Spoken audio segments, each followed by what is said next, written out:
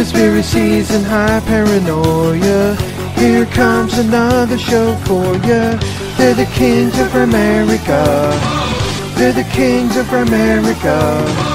Everybody listen to Darren and Graham.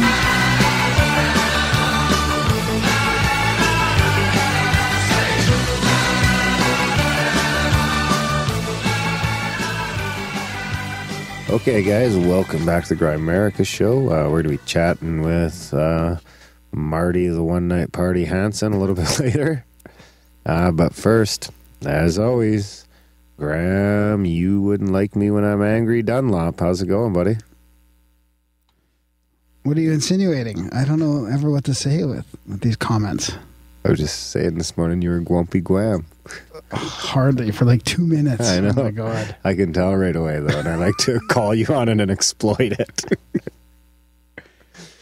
That's a good thing, isn't Sorry, it? I wasn't at my best all day today.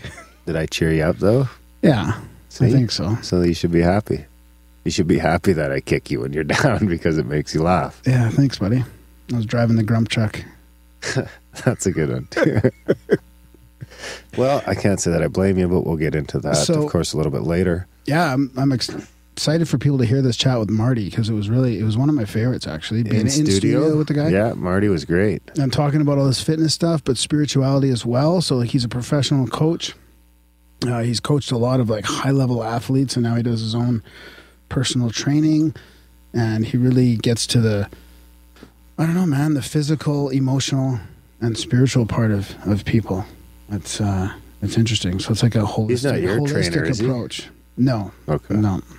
I thought about going to him a couple of years ago, and then I kind of skipped my mind. Then when I joined that gym, I went to somebody else. You're gonna go to him before Grimerica? No, after we started, but it was quite a while ago. Okay. But now I went and joined that gym, and then ended up getting sucked into somebody there. Gotta be a better way to say that. Yeah. So, yeah, Marty was great. How were the short people we had here that night? Then we stayed up till midnight for no reason. Yeah, that's right. I missed my CSETI event. That's right. That's okay, though. It was all right. Hanging out in the stude. Yeah, it was good. Then we got another one this Saturday. And we have another one in studio. We have the same one, actually, this Saturday. And we have another in-studio chat next Tuesday. Really? Yeah, with Jesso and Psychedelics. Ooh, that'll be a fun one. And he's like very articulated about it, and he's doing some stuff that we've never even heard of. So that'll be pretty crazy. Yeah, cool. I'm looking forward to that one. Yeah, I think your wife actually wanted us to have him on when we started the show, and then 2 years later, I saw him at that event. Oh, that's right. Didn't she have his book or something? Yeah, she knows him somehow. Yeah, somehow through Shauna, I think. Yeah, somehow there's a crazy connection with Jesso. Yeah, I forgot. I should tell her then. She knows. She told us the other day. That he's coming here? Oh, no. That we were going to have him on. Yeah. Yeah, she doesn't know when he's coming. Yeah. Unless she's checking out our backstage link. I doubt that. But anyway, I don't know if they know each other or not, but yeah, I'm looking forward to that one because I think he used to like eat LSD and shit and YouTube it, didn't he? Maybe LSD or maybe it was something else. I think it was something else. I'm looking forward to it either way. Right on. So how you been? Not too bad. Yeah, pretty good. Should we get into this shit now or later? It's up to you, man. If you want to do some feedback and some stuff like that. Profound UFO quote of the week.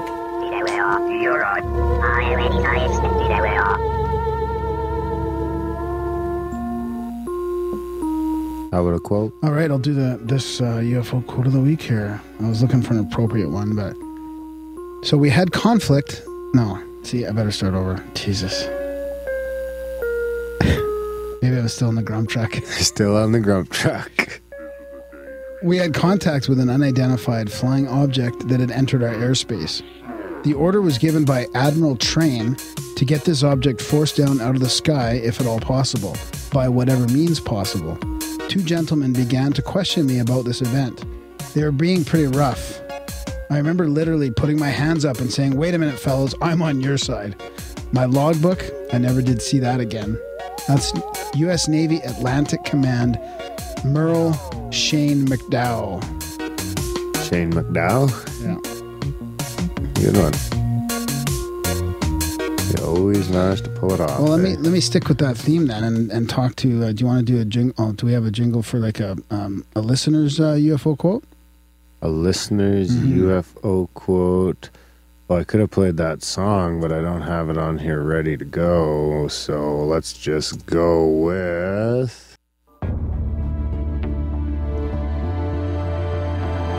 Is it real or a dream? What does that even mean?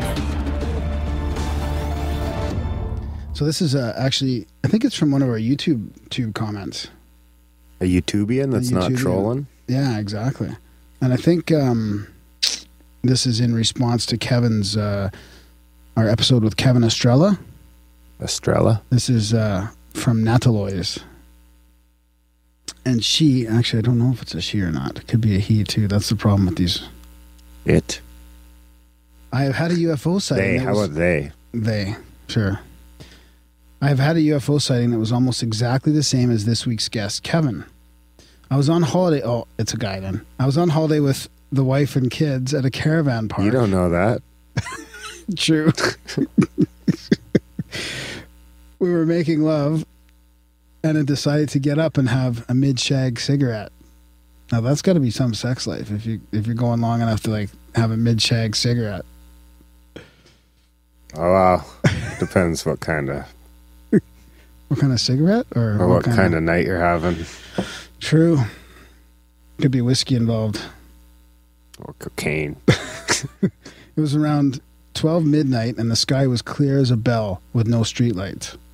I said to the wife that if there was ever a good night to see a UFO, tonight was the night. A few minutes later, a UFO came into view above some nearby trees and slowly flew almost right above us. It was around the size of a frisbee that had been thrown from an upstairs window, red and orange, swirls with fingers of light coming from its rear end. But it was flat, like Kevin says, two-dimensional, like the beam from a torch being shone on a wall. The sighting lasted about a minute or two. The next morning, I remembered we had seen a UFO and was telling the kids. The wife says, "That wasn't a UFO." I went on to ask, "Was it a plane, helicopter, balloon, bird, Superman?"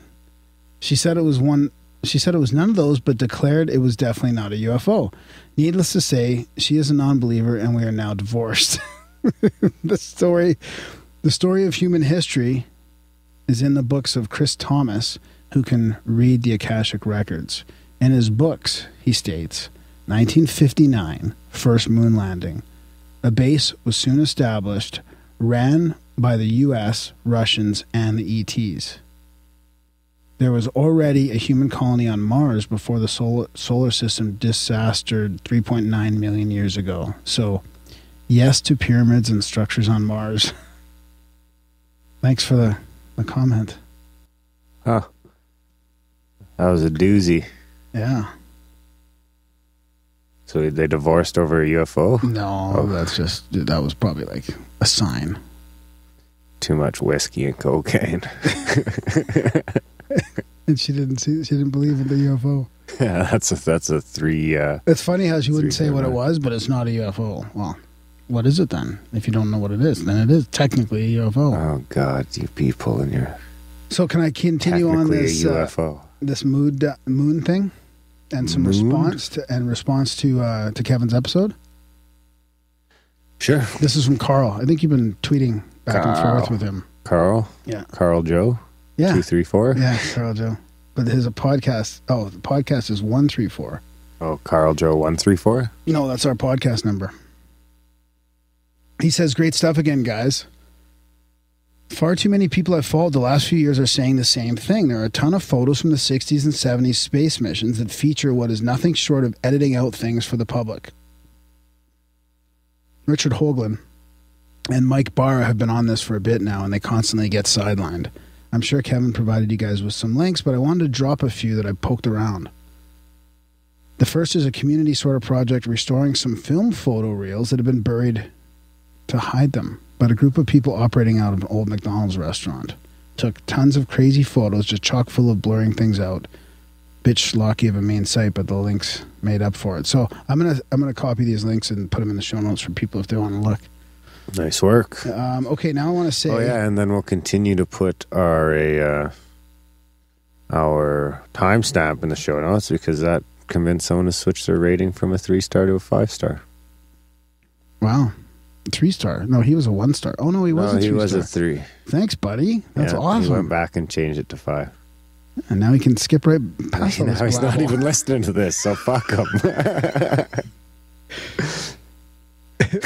maybe it actually shifted it, and now he listens because we didn't listen to him. So, anyways, so he says, "Okay, now I want to say what I'm saying next is not this next site is not academic on its own merit, but there's a reason it has a good following on Twitter.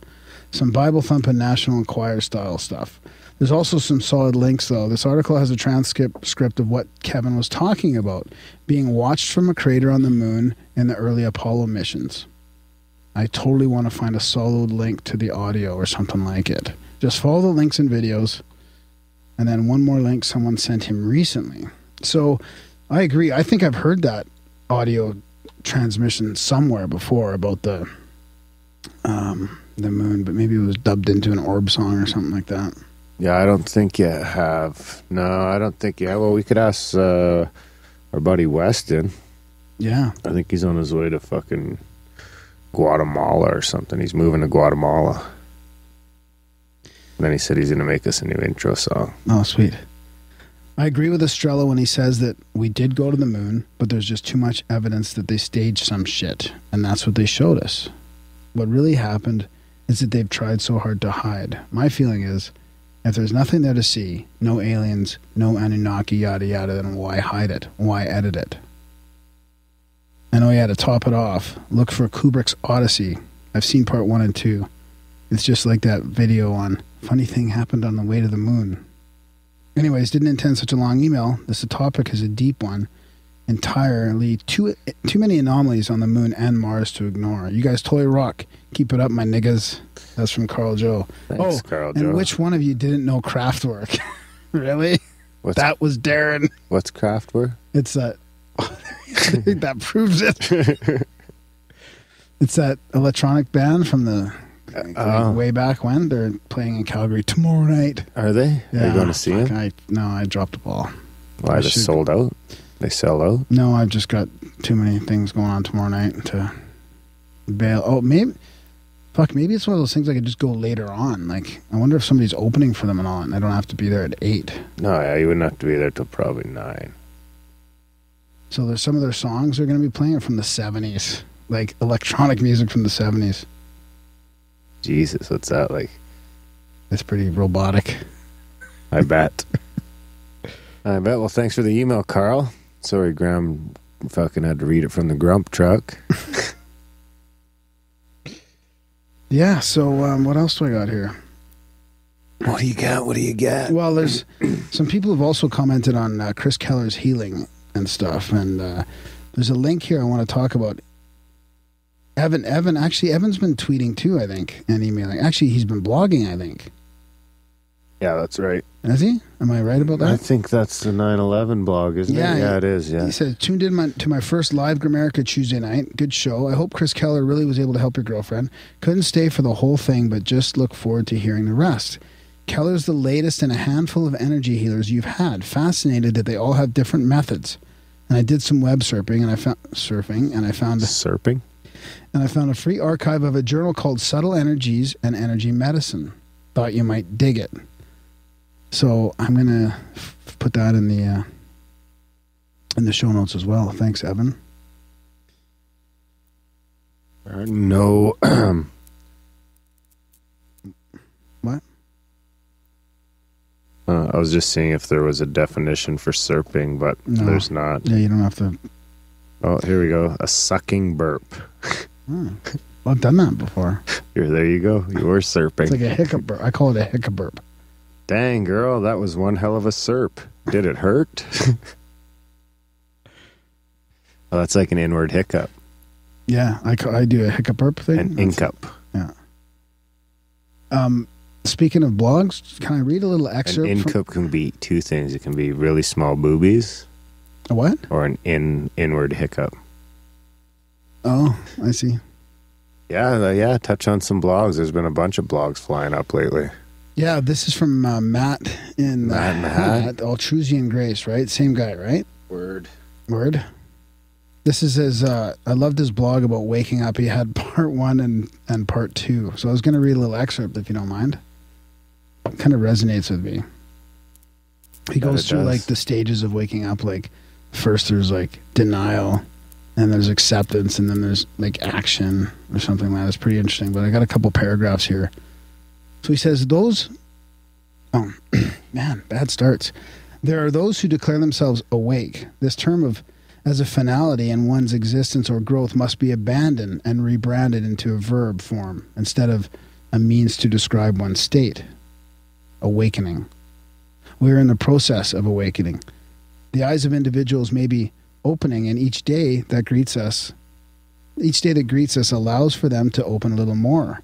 Each new discovery or revelation is a finite point, a capstone on the succession of pyramids of one's awakening, like the all-seeing eye, an illuminated window shining into the soul. Beneath is a structure of hard evidence, spiritual desires, and personal interpretations creating the singularity of a truth. That truth then becomes one of many, and as well a foundation block to the greater mystery. Together they unite the split, dualistic, manufactured identity of the modern human condition. In other words, we are made whole again. We may be labeled with derogatory terms such as conspiracy theorists, wearers of tinfoil hats, nut jobs, wackos, and a multitude of other words used to push us to the fringes of our social groups. We've become ostracized in such a way so that we can be packaged into a tiny subculture, easily used for media amusements or established agendas. They will ridicule us and provoke us into becoming reactionary. They will polarize us through blatant displays of corruption, greed, and injustice. Our job is to be vigilant and take note of the propaganda that is pushed on us. Realize the farce of politics as a system of slave management, and recognize our economic and monetary system for the invisible debt prison it has become. How easily we have embraced these systems and now regard them as necessary and integral to our existence. Waking up is a process of acknowledgement and shedding of these systems. The 3 main nodes a person encounters with this process are denial, acceptance, and action.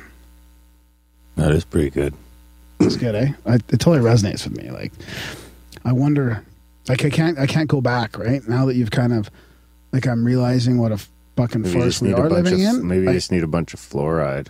Yeah, maybe, eh? Just dull that pineal gland right down. Eat a fucking just tube of clog up that toothpaste. pineal gland, calcify it. Eat a bunch of toothpaste. Tube of toothpaste. You should put one in a fucking, you know what we should sell? We'll put one in fucking, you know how you can get like the break glass in case of emergency? We'll put a tube of toothpaste in there and call it a fucking going back to sleep kit. If you can't get to the action stage of your awakening, just take this. Yeah, take the blue pill, yeah. Good No, one. it's hard, man, because you talk to people about the economic system and how we're debt slaves and all that, and they look at you and they just don't get it, right? So, I don't know. It's interesting. Yeah. Yeah, actually, I want to look into these vile vortices. Kyle watched a documentary the other day. He said it was pretty cool. On what? Vile vortices? Yeah, What that's is like that? the Bermuda Triangle is supposed to be one of them. And he watched this documentary where this dude was fucking there, and the guys were like, fuck, we're out of here. And they were leaving videotaping, and then fucking, he ended up dying. He blew himself up. The thing they were on fucking exploded while they were doing something in the triangle. Wow. So I want to watch it. And I'm not sure if he was watching a movie or maybe Kyle was watching a docudrama or something and he didn't realize. Was it vile as in, like, vile? Like, I don't know. I know nothing about it. Nothing. I've never heard of it before. But it seems, it's like I Googled it. It's a thing. And the Bermuda Triangle is supposed to be one of them. There's 12 of them or something. The Devil's Triangle is one. mm-hmm. Oh, by Japan. Jesus. I wonder if, like, that Easeti Ranch is one, or like that other property, the Gilligan Ranch. Wonder if that's another one where there's all that anomalous activity, or like the Brown, like in the Brown Mountain Lights. yeah, like stuff like that. Maybe not like just areas where there's lights, but where there's crazy activity. how about... Oh, these jingles are both so good, I never know which one to play.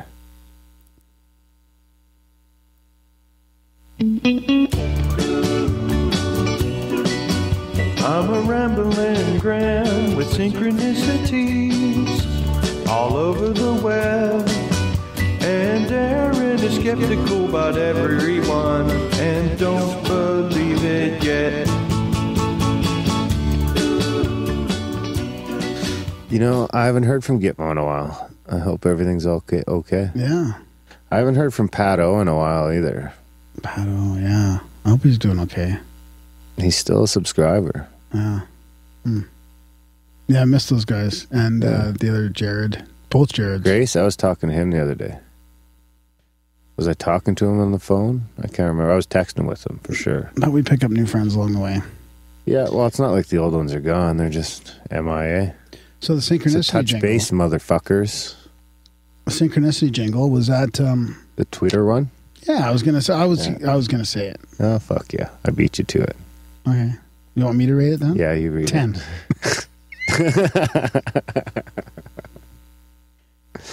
Yeah, okay. It's pretty cool. That was a fun experiment. I've already rated it, though. So as for me, I am. That's at Coffee Major on Twitter. He says, hashtag synchronicity, listening to David Matheson on Grimerica again. When he said Moai, I saw this while driving, and it's a picture of a little Moai in someone's front yard. So who asked you to rate that? no, but RPJ. Oh. RPJ said, well, Darren, and I gave it a 5.42. That must have brought up some controversy. Yep, RPJ said, dial the numbers with your middle finger, didn't you? I didn't really get that.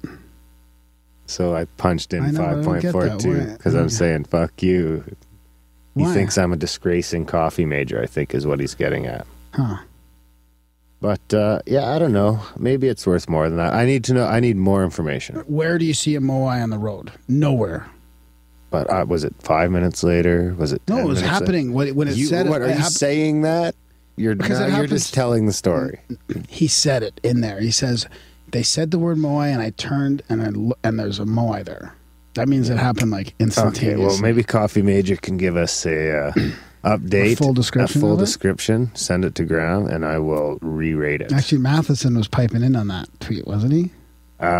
Matheson said if the Moai would have said gum gum, then it would have been a 10. Good old Dave. And then I think Rennie from One Great Year. That was piped something in different too. about No. him. Yeah, that was about an older tweet, I think, wasn't it? Wasn't No. that about the? Yeah, that was about the fucking. He was writing a part of the book when he ran into that link or something. Oh, because you know what? Maybe. People are tweeting about shirts too. Well, I'm trying to get them made here. For real. And then And now that we're not going to Paradigm, I'll have some extra ones to give out. oh yeah, that's right. Paradigm is canceled or postponed, whatever you want to call it. I don't think we'll get into that right now. What? Why don't we save that for the outro? Well, wait, let's talk about it now. Mention it, but let's save our thoughts on it for the outro. Or I don't know. Why is that? Why all of a sudden a change? I don't know because we're running out of time. Mainly. No, we got time. Okay. Yeah. Because I still wanted to get into, what else was there to get into? I wanted to get into, if people head over to the Grimerica Google Plus page, which is run by our buddy Graham Gainsford over in Gitmo East. I got to update my profile on there. So he's put up a poll on which Grimerican would look the best in short shorts.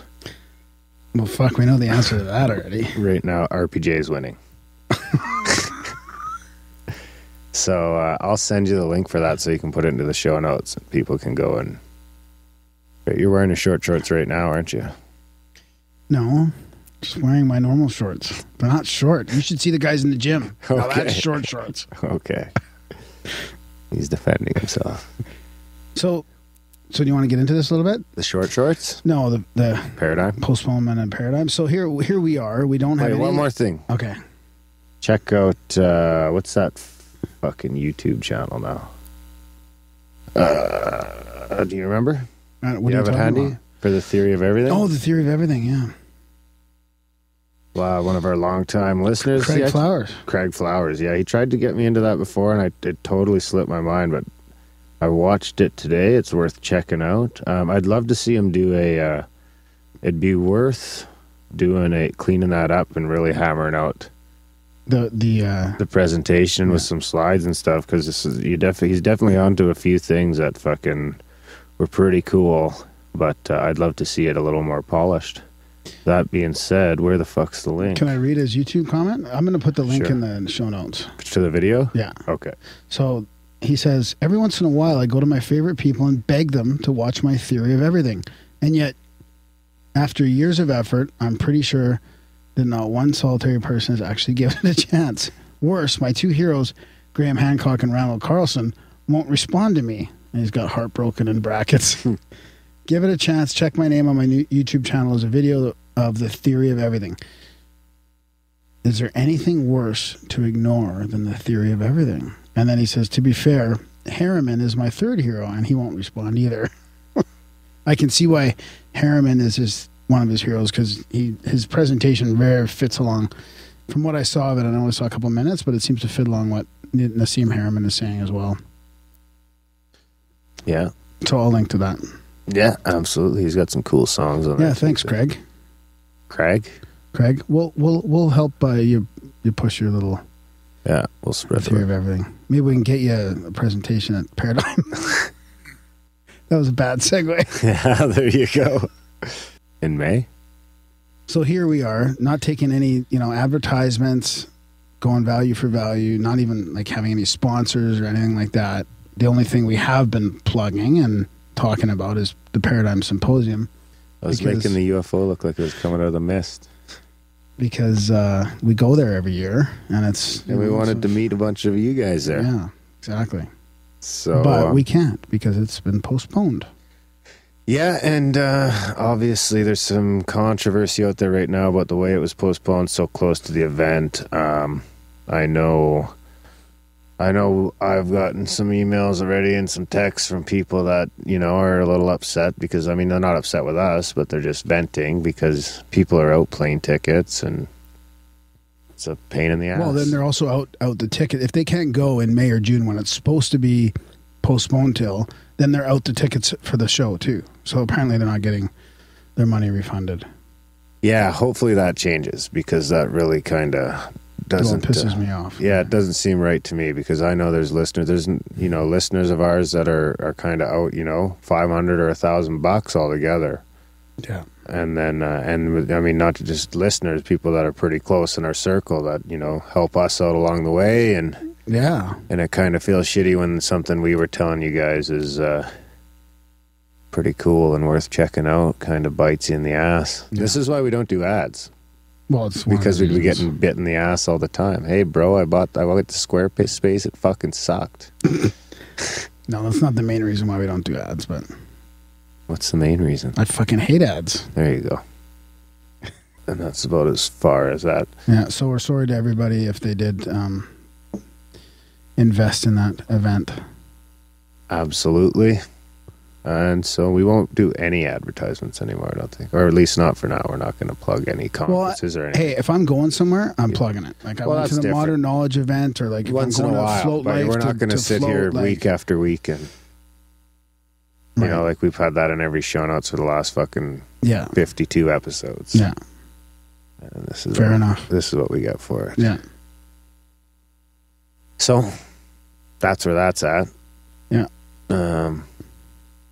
Yeah. Tough break, motherfuckers. I told Justin to see if he could just reroute his flight to the Igloo. Yeah, that'd be cool. I have a little curl up under the table. Meet up in Calgary. Yeah.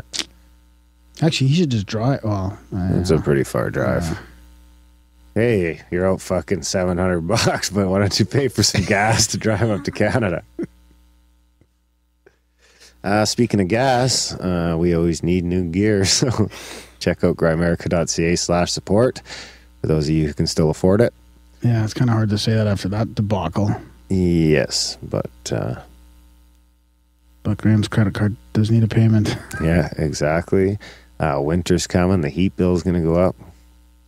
So check out grimerica.ca/support. Find out all the different ways you can keep us going there, because that's why we stay sponsor, ad, affiliate free, commercial free, all that shit, and just rely on you guys. And of course, we get all sorts of fun stuff other than monetary. If you can help us out another way, that's always cool too. We get jingles sent to us. We get stories sent to Graham to read on the air.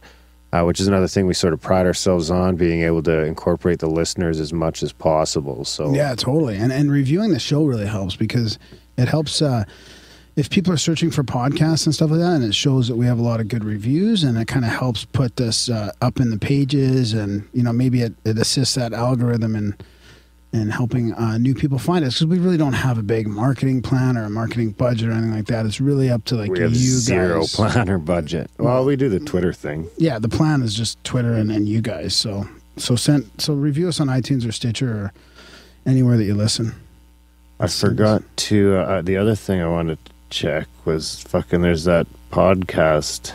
It's a good month to review the show, because I can't find it now, but we were nominated in some fucking... Oh, I don't want to... Do you want to get into that? No, I'm just saying it's a good time to review the show. That's true.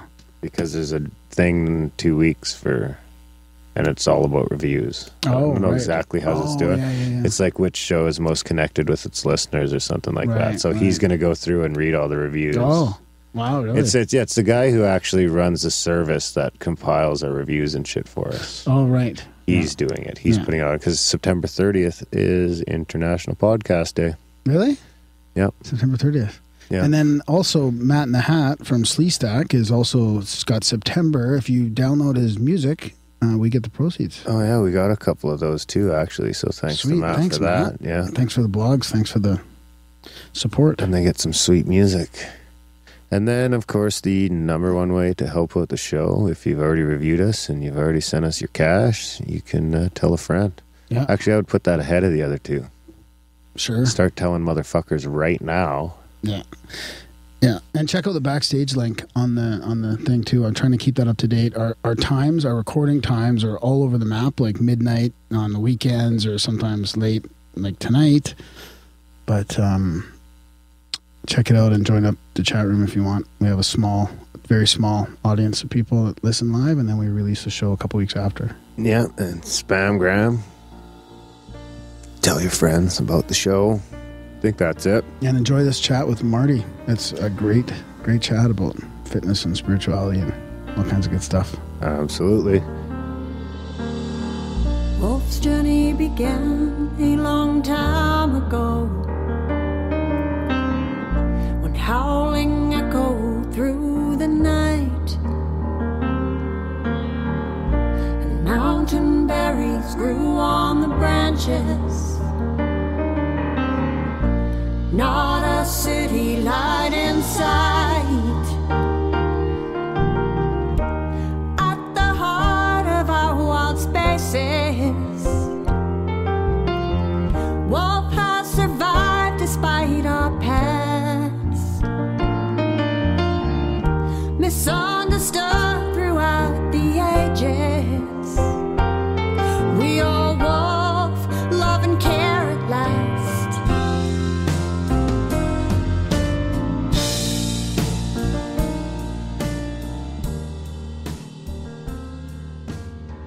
Okay, guys, in Grimerica tonight, we have another in-studio guest, Marty Hansen. Welcome to the Igloo, Marty.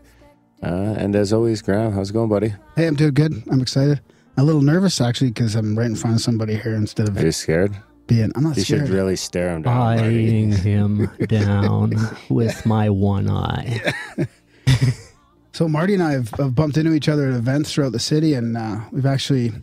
chatted a couple times before this, so I'm excited to have him on. We had a lot of stuff to talk about before, and Marty's a professional coach. Actually, he's a coach's coach, too. And he's coached high-level athletes. And he's also, he takes into account and he incorporates the oneness experience through the relationship between intuition, imagination, and our physical existence.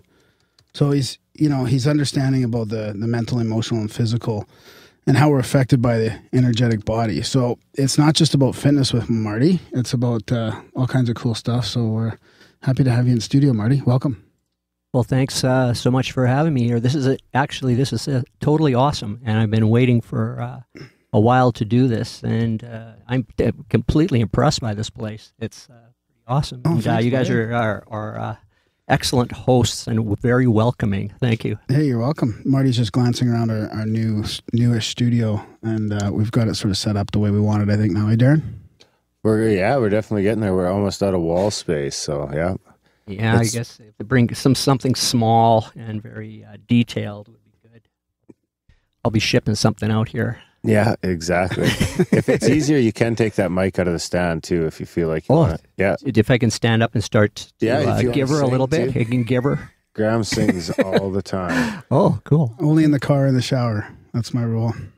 Excellent. One of our listeners invited us up to sing on stage at one of his events downtown. I think at Morgan's or something. I'm like, there's no way I'm getting on stage to sing. Why And not? you did it? No, we should though. No, he's Yeah? got a Halloween event. I think he's playing on Halloween. There you go, buddy. Get in there. Ah, okay. Yeah, I'll let you know when it is, Marty. You can come along. Yeah. A couple Watch of Graham short sing. guys up there doing the white man overbite shuffle. The 80s 2-foot shuffle. That's right. Yeah, the weight shift. So let's get into your thing here, Yeah, Marty. absolutely. Let's get to work. Lots to talk about. Okay. You're a coach, a high level coach. So what? Let's start with, I guess, some of your experience, just to let people know like how much, like, you have quite the resume there. I was reading through it. I mean, you've coached ski teams and some pretty serious athletes. Yeah, I was very fortunate to have an opportunity to get into skiing. Actually, out of Prince George, and my coach at that time supported me a lot and was an exceptional, I guess, mentor. So when I was pretty lost, sometime just after high school, I went to see my old coach, and he says, "Well, what do you think about going coaching?" I said, "Oh, it might be a good idea." And he goes into his office and leans out, and he had his hand on the phone and kind of looks at me and says, "What do you think about going to Apex?" And I said, "Sure." And he gave me this guy's number, and I was in my car out of Prince George, and next thing you know, I was working. I had no idea at all what I was doing. This was just fresh out of high school. Were you a skier at that time? Yeah, I'd competed for skier. about 4 years in various competitions. Alpine skiing, the thing where you turn around those poles. Yeah. So it was, I think, a really good opportunity for me at that time to get my feet on the ground, and especially, when you're 17 or 18, years of age. So I was a very young coach, but that opportunity certainly led to others. And then I decided to get into it really full-time in 1983 and got a job with the Alberta ski team. So that's like a full-time, that was the full-time gig. Mm-hmm. Yeah, sort of a big deal, when you're 23 to be able to actually work and get a paycheck and, travel, around the world. We were training in Europe and Wow. competing throughout North America.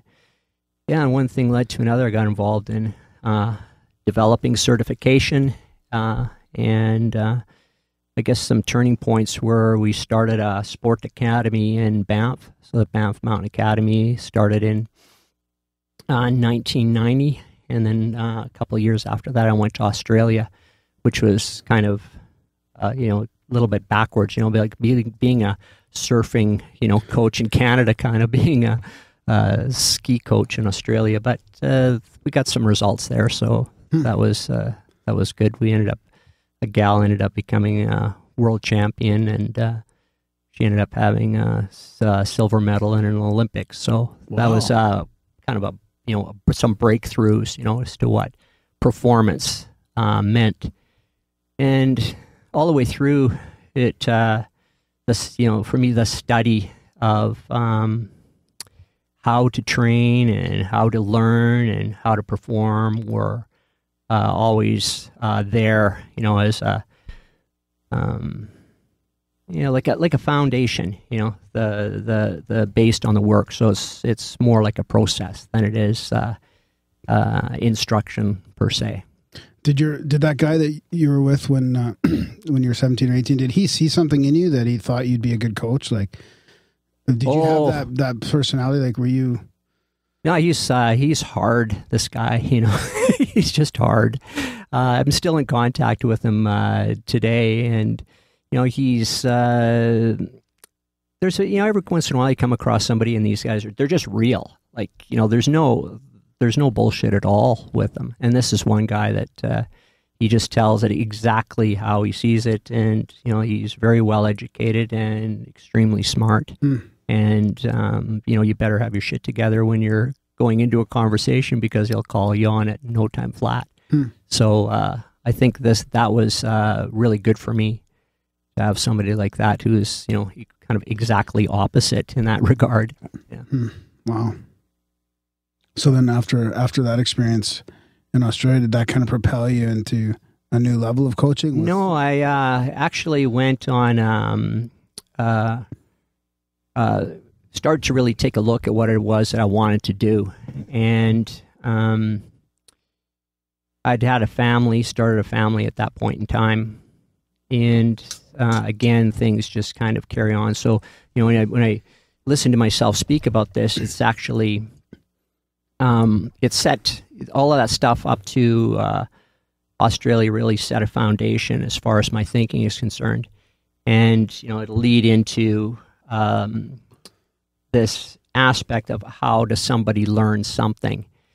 And, I'll just set a little framework here just for a second. Yeah. And normally perception is I think the biggest part. Like if you're going to try to do something as far as your change is concerned, then you want to perceive, and that's usually the first step. So you get an idea, and there's some sort of a concept behind it.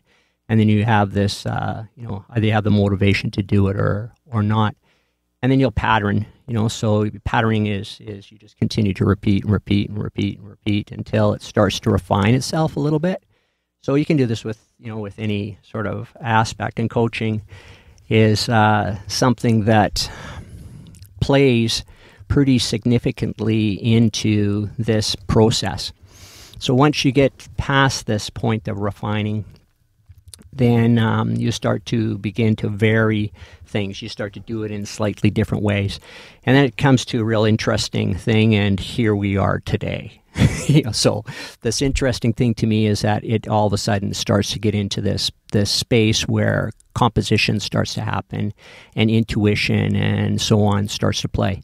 But you have to have this foundation of work in order to do that. Like my wife's a musician, she's classically trained, and she also works very intuitively as far as her music is concerned. So whatever it is that comes to her as far as lyric or so on, it has to arrive onto a platform of something that's actually there, that's technically based. Right. And that's, I think, very important.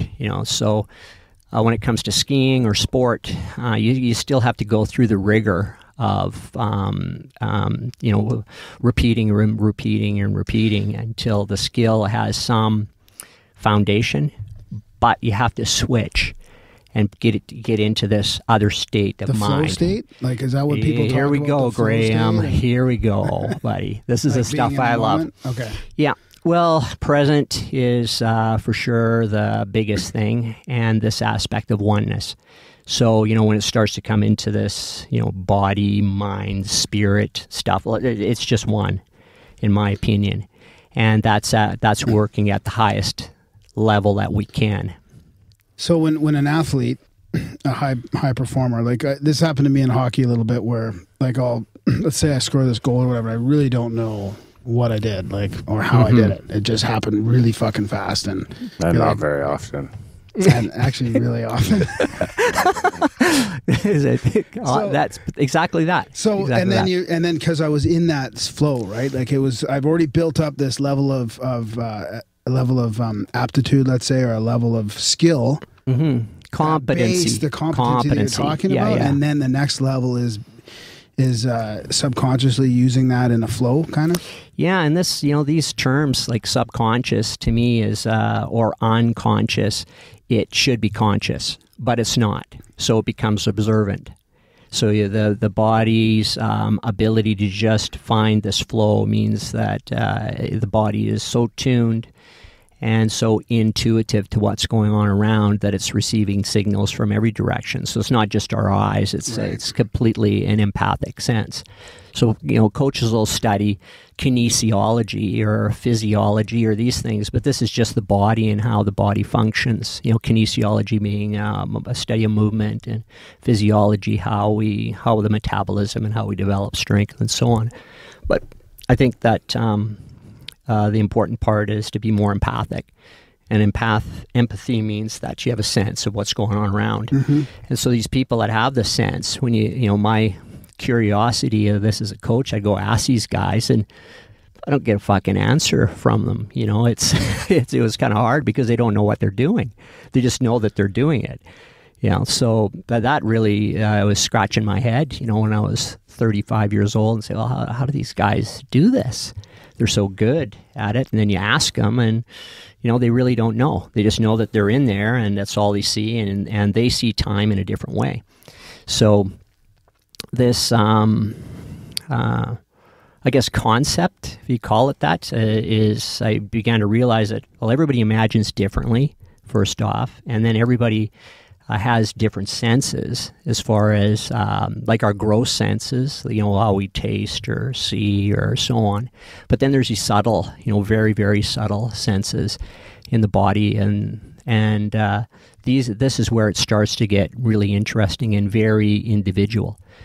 So I think today, I just go on a bit of a tangent for a second here. There's too many people that, they just use the lowest form of life transformation, in my opinion.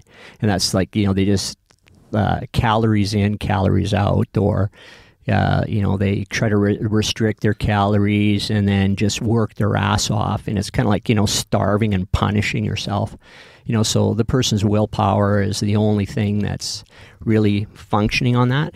And I'm, definitely on a campaign to promote much more individual styles of training, and that people can find out the best way that they can function as a whole. I'll say physically, but it's really as a whole. So I just started to understand how limited I was as a trainer when I started doing personal training. Oh, okay. Yeah, that's when as opposed to coaching, like trying to... Yeah. Well, if you think, okay, the basic definition, instruction is systematically based. You have some kind of system, and you're going to teach this system. And the systematic learning, is like, it's 1940s, let's say. And when they were starting to understand it and figure it out, and then they realized that maybe there's some sort of consequences to it. Like, remember the rat in the maze and, this kind of stuff. So that's when, systematic, instrumental type training started to happen. So, it ends up being in a system. And I think experiential based training is much more important to today. Like, we've got a couple fundamentals. Like, when I was in I worked for the Canadian ski team for a year just after the Olympics. But prior to that, I got to go through this program called Go for Gold. So they had the best guys, like these hot shots would come in, and some of these guys are still working today, and they would talk to you in person, and they would give you a piece of paper, and this piece of paper, you couldn't photocopy it. They're so proprietary with their stuff. And now you come, 10 years ahead, and all of this stuff is everywhere. It's like there's virtual oceans of information as far as fitness is concerned today. So it isn't the fact that they can, you can't, it's not the fact that you can't get good information. It's just the fact there's so much information, you don't even know what is good for you. So that's today's situation. That's kind of with everything too, right? It's hard to you can find whatever answer you want, really. Like, I can probably find an article that says my best exercise is to sit on my ass and watch television and shock my gut. Yeah. You can't go through the day without a good rationalization, I guess, in that regard. But for sure, you can yeah, you can keep looking until you find, what it is that you maybe adhere to a little bit. Yeah. So that state you talk about, do you think that's like solely attributable to high level athleticism, or do you think that's kind of the same thing that some of these, these physicists that are way ahead of their time, or inventors, or like a really good actor or a really good artist or a really kick-ass guitarist? Is that all? Do you think that's all one and the same? They're just completely the same. And the studies, I'll say that loosely because I think they're trying to figure this out, and they put it into this area called gamma. So gamma means that the brain is functioning at a very high Hertz level. Yeah. And, there's a point where potentially they thought people would be irate, at the I can't remember the names about. Well, it's not that right at the top of the spectrum. I don't even think they knew that spectrum exists until they got to plug in some monks and realized that these monks could, just sit there and create this level of concentration. This ability where they're incomplete. Well, you're not complete. talking about theta. So there's beta, alpha, theta.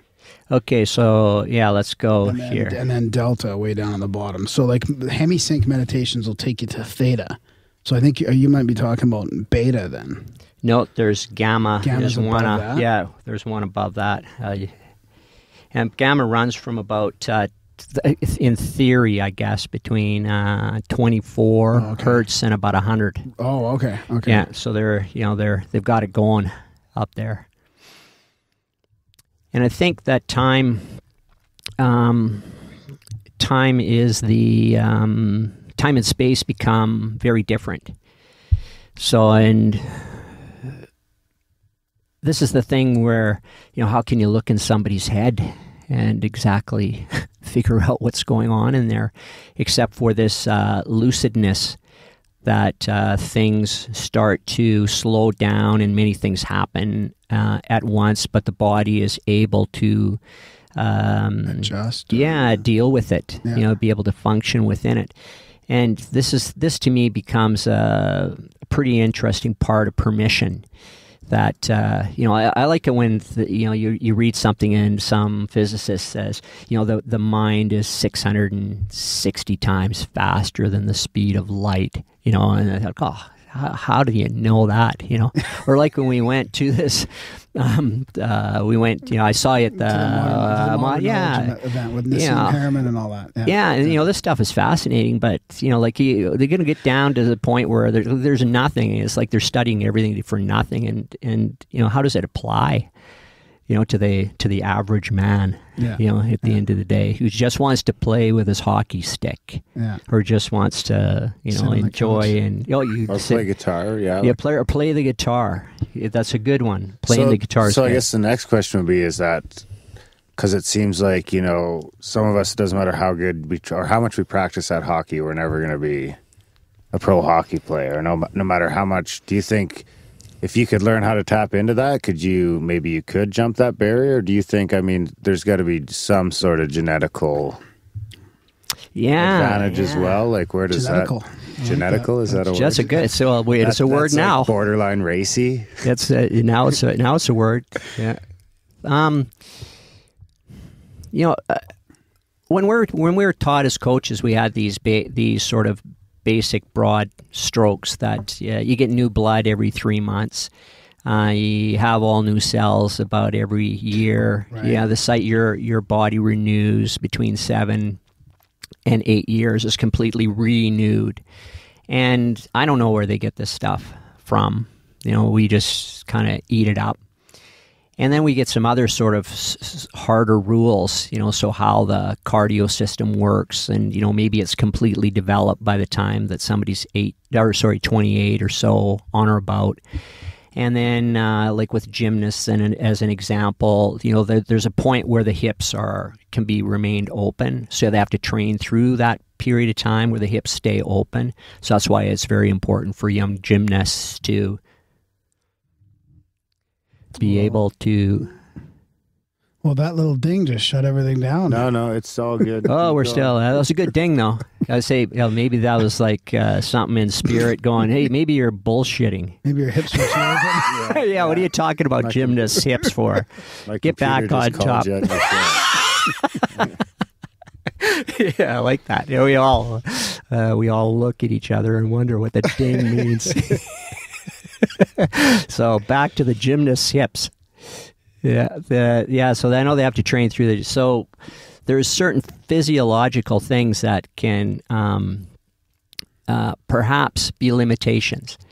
And then there's also these other, kind of phenomena of how athletes continue to improve at later ages. So I just think we're much more refined.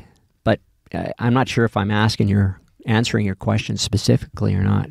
I think it's a pretty tough question to answer, really. Yes. I think it's funner to have the conversation maybe than to really, it's fun to just hear different perspectives on it. Because personally, I think, it's probably a little bit of both, because I've seen just as many people squander, or some people that if they would have just stuck with it, they might have been able to become something, an elite sort of sense of different avenues. But I think there are people that are, let's use athletics for example, that are athletic, right? Like they can pick up any sport and play, or they can, they're physically intelligent. Kind of, physically intelligent. Yeah. So I do think there's a component to the genetic part of it that no matter how much you try, no matter how many hours you put in, no matter how, your other mind and spirit is there, I just don't think you could reach that level.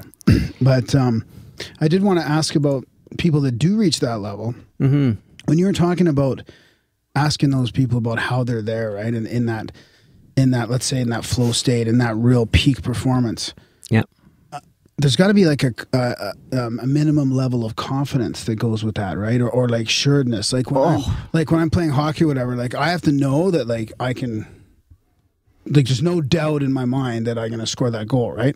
I may not score it, but like I don't want to be doubting myself every time I'm doing that, right? So is that something that you're helping build in people, that the visualization or the confidence, that the manifestation of that kind of thing? Yeah, doubt's an interesting aspect, because for a while, I'm not sure I still work like this, but for quite a while I worked on this concept that if you use doubt, like say we're a certain power or certain energy, we have so much of it, and let's just say that it's 20 watts, just for argument's sake. I don't know if it is or not, and if we're putting 5 watts to doubt, you're right. Yeah. So to be 1 means that everything that I've got is going into the effort. But then there's overcraving, which is another interesting part of it. It's like trying too hard. So it's really an observant state. It's like everything is prepared to go. And that's where that, getting back to the initial comments of how competent a person is in the beginning, and then allowing the body's mechanisms, the body's abilities to be able to adjust and go precisely. So I look at focus, I look at confidence, and I look at motivation as being skills. Those are 3 very important skills. And they're also 3 very important choices too.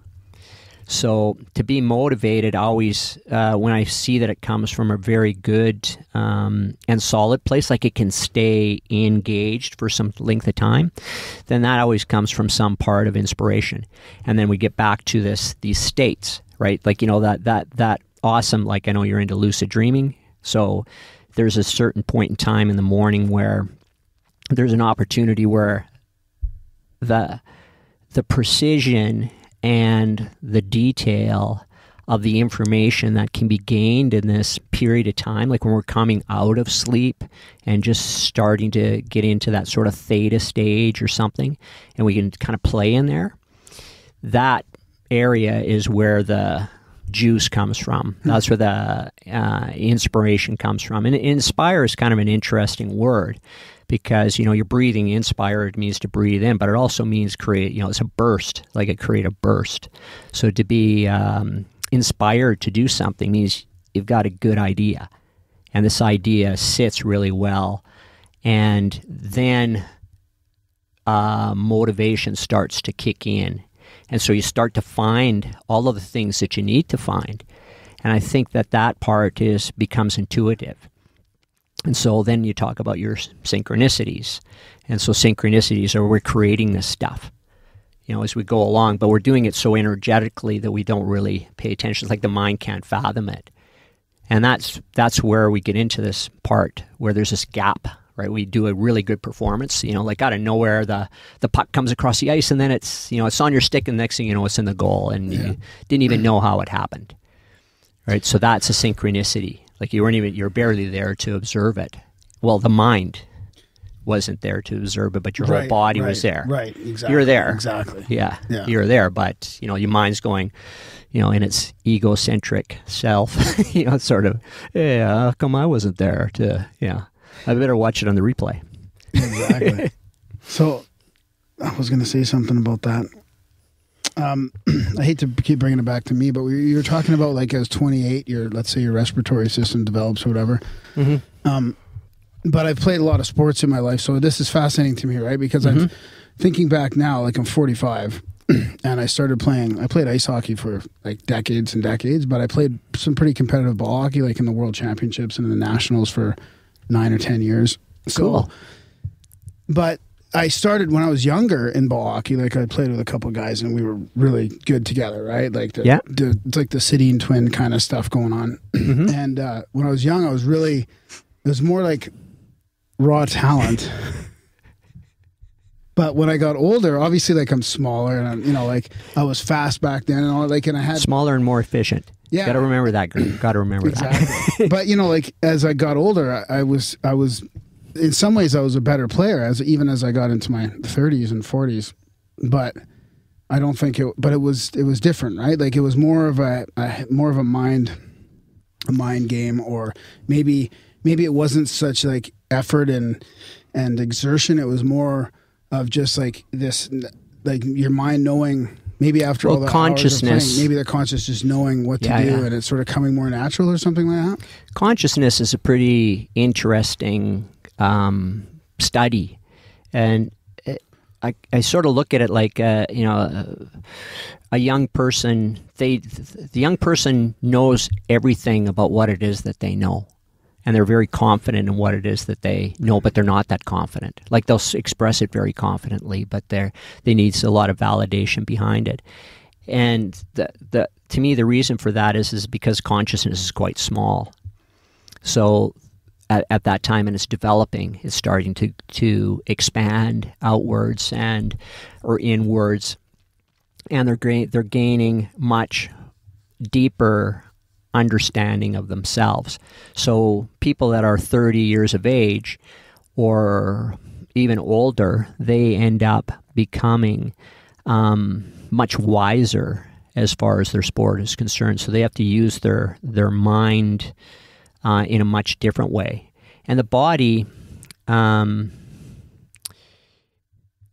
accumulates an incredible amount both ways, good and bad. Right. So, like people will go for massage, and I don't like, they'll hear this, do you go for a massage? And the guy says, no, I can't stand it because it hurts too much. It's like the massage, they say, well, no, that isn't the case. The massage person is actually showing you how much pain you're in, how much tension you're holding in your body. And this part of it, I'm on a bit of a tangent, but I think we can swing back. This part of it is the metaphysical aspect of how the body just accumulates something. Well, it also accumulates good, too. Like memory? Like memory? Yeah, it just knows it has experiences, and it can draw on those experiences very quickly. So muscle memory is something that's in it that's sort of been used as a term. But I think that we're a being, we're one. It's just we kind of try to keep it separate. It's like, oh, is this all heart-centered or, mindfulness or these things that have come out. And I'm not busting people's balls on that. It's not. I think we need to learn them. So, you have to learn them bit by bit. And you need to understand at some point in time, So it's like, okay, you got to get you got a problem with your mind? Yeah, because it's raging out of control. Then, you got to spend some time doing some meditation. And if you haven't learned to be systematic through your body at all, like, to understand your body or to have some deeper intelligence in your body, then it's just because you've chosen not to. So you can accumulate whatever direction you want. It's just a matter of, I can do this or I can do this. Like time kind of exists in certain respects because you have to do something, or you're doing something. Like right now, it's making choices. Yeah. Yeah, you're making a choice, and you're putting your focus into it. So when you put this focus into it, you get back to this point of confidence and motivation. And how much, I remembered my question before I started talking about myself. How much does intentional visualization play a part in manifesting that performance? When you say visualization, then you're using your eyes. Okay, so you're using your eyes. You're so the imagery. Yeah. Like, so then that terminology. Now, thinking is a pretty interesting part of this because thinking just seems to work in sort of a cycle or a circle. We always we think our way through something, or we try to get our head around it. And if we're in a particular state and we're thinking about something, like if we're angry, then we're in that state, and we can only think about something a particular way. And that state of mind is difficult to adjust out of. So we have to figure out how to calm or still our mind and then get it into a place where it can actually concentrate or focus on. And at this point where you're talking about imagery, then it can get into a debate. Am I good enough? Mm-hmm. Okay, or am I trying to find myself? Like, am I trying to get down to a deeper level within self and who it is that I really am? Or do I need to get better at something? So we'll use a guitar example and say, well, first I need to learn my chords. I need to learn some progressions of how the pentatonic scales or these things, and then I begin to have some proficiency around that, and I say, okay, can I actually play to a point? So we're back to that competency thing again. So to visualize a part of it, if I'm using visualization, then I've got to see myself in all different angles. So I can see myself out of my own eyes doing the activity. I can see myself like a camera from the outside doing the activities, and I can learn how to concentrate within this. And some people are very good at visualization. They use visualization extensively. Other people are more empathic, and then there's an imagery component, this imagining component.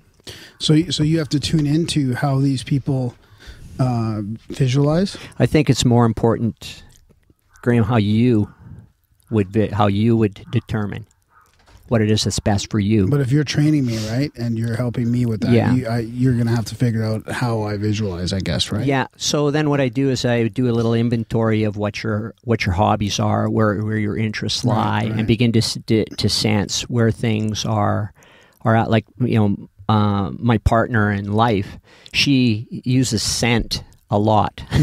Scent is probably her strongest understanding of something. Wow. And so this is quite confusing for a lot of people, around. And I have a bit of that in myself. It's sort of an interesting level. I'll smell something that provides a tremendous amount of information to me. In understanding these basic skills, well, these are our senses, but it's just they're not gross. gross senses. We're going out for Mexican food, and look at let's have this here. Look, holy shit, this is hot, man. You want to try it? Yeah, that's hot. Or look at this neat light here. It's pretty cool because it's pink. So we can all agree about this. Well, when it starts to get subtle and much more individual, then it's knowing ourselves at this much deeper level. So imagery can deal with all of the senses and others, too. Right. And then visualization. It depends on how people see. Right. If I'm doing meditation work with some of my clients, or like I'm amazed. Like you say, did you see anything? No. And then I talk to another. It's like, oh no, I saw all kinds of stuff. If we're doing meditation, I call colors and shifting, and geometry, and this kind of stuff. Yeah. Did any of your students or clients practice while lucid dreaming or anything like that, or have you even heard about people doing that? I mean, when we had Robert Wagner on there, we talked a bit about people actually healing themselves or practicing for big events or speeches or all kinds of stuff while lucid dreaming. When I lived in Australia, lucid skiing? Lucid skiing, that's pretty good. Or lucid guitar. Yeah. When I was in Australia, I became fascinated with dreaming, and they had at the time they had this dream show on Triple J radio.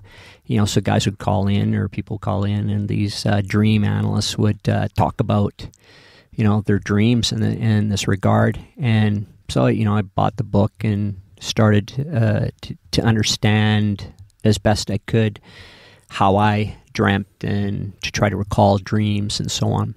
So I believe, for me, dreaming is a very important part of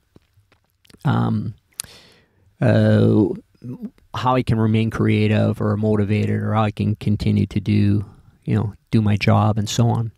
So this aspect of lucid is having some sense of control, like, to be able to go into the dream and remain focused within it. Well, that's no different than competition in certain respects. People get freaked out by their dreams, but you stand in the starting gate at an Olympic event, and the cameras are on you, and this, I don't know how half the athletes do it. They just stand there, and the ones that are super good, they're joking, and then the guy says 10 seconds, and then they're on their game.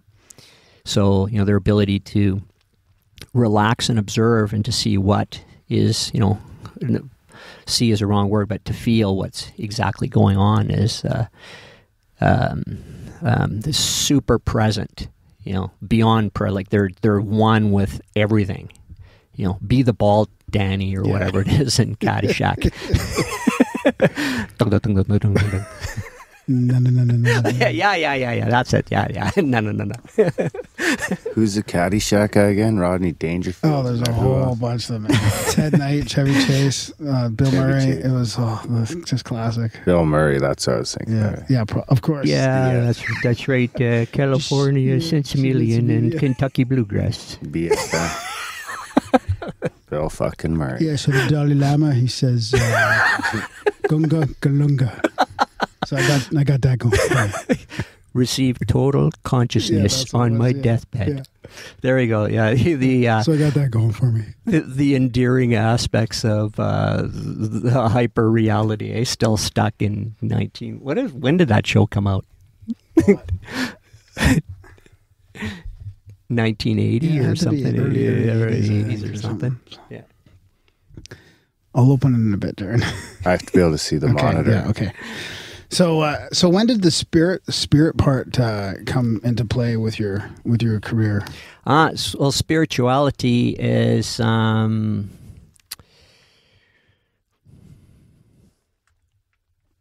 sorry, I got sidetracked here. The guys are doing they're adjusting. There's things that are adjusting. There, everybody's happy. Yeah, everybody's happy. Spirituality is, I think it's a biggest question that that we could have, You know, like I know that, okay, why are we here and what's our purpose? And this are pretty big questions, but this, you know, this aspect of, is there a God? And then how connected are we to that? So, you know, the way I seem to collect information is it just comes very quickly and it comes very profoundly. And so I've had a few experiences through my life that, you know, I really can't explain. And those explanations, you know, if I began to explain them, it's so personal to me. But just you know, feeling an incredible amount of energy all at once. And the first time that, you know, my mother, well, first my grandfather was a dowser. You know, so the thing I appreciated about this is that this is just normal. You know, so when I was about maybe 12, you know, 11, 12 years old or so, I remember my grandfather dowsing our land and, you know, and having this real look on his face, you know, that he's having a hard time finding the water and wishing my father would have talked to him first. And so, you know, that's kind of a weird paradox, right? But this was normal. Like you just go ask Arnold, you know, you got to find your water, go ask Arnold, you know, and he'll find your water, you know, and so that's just the way it was. So that was kind of a first part. And then, so my mother, you know, kind of believes, and she said, well, you got to go see this person, you know, you have to go see this. So I was about 30 years old, and this person could read auras. Like, I didn't know what I was in for at the time at all. And, you know, so the person sits me down on the couch and, you know, she says, I just have to go into this sort of trance, you know, so just kind of hang with me for a minute here. So she starts to go in this trance. I just have this incredible weight that I couldn't have got out of the couch if I tried. So this was quite a profound experience at the time of feeling such an external energy or connection or something that placed me on my ass in this couch.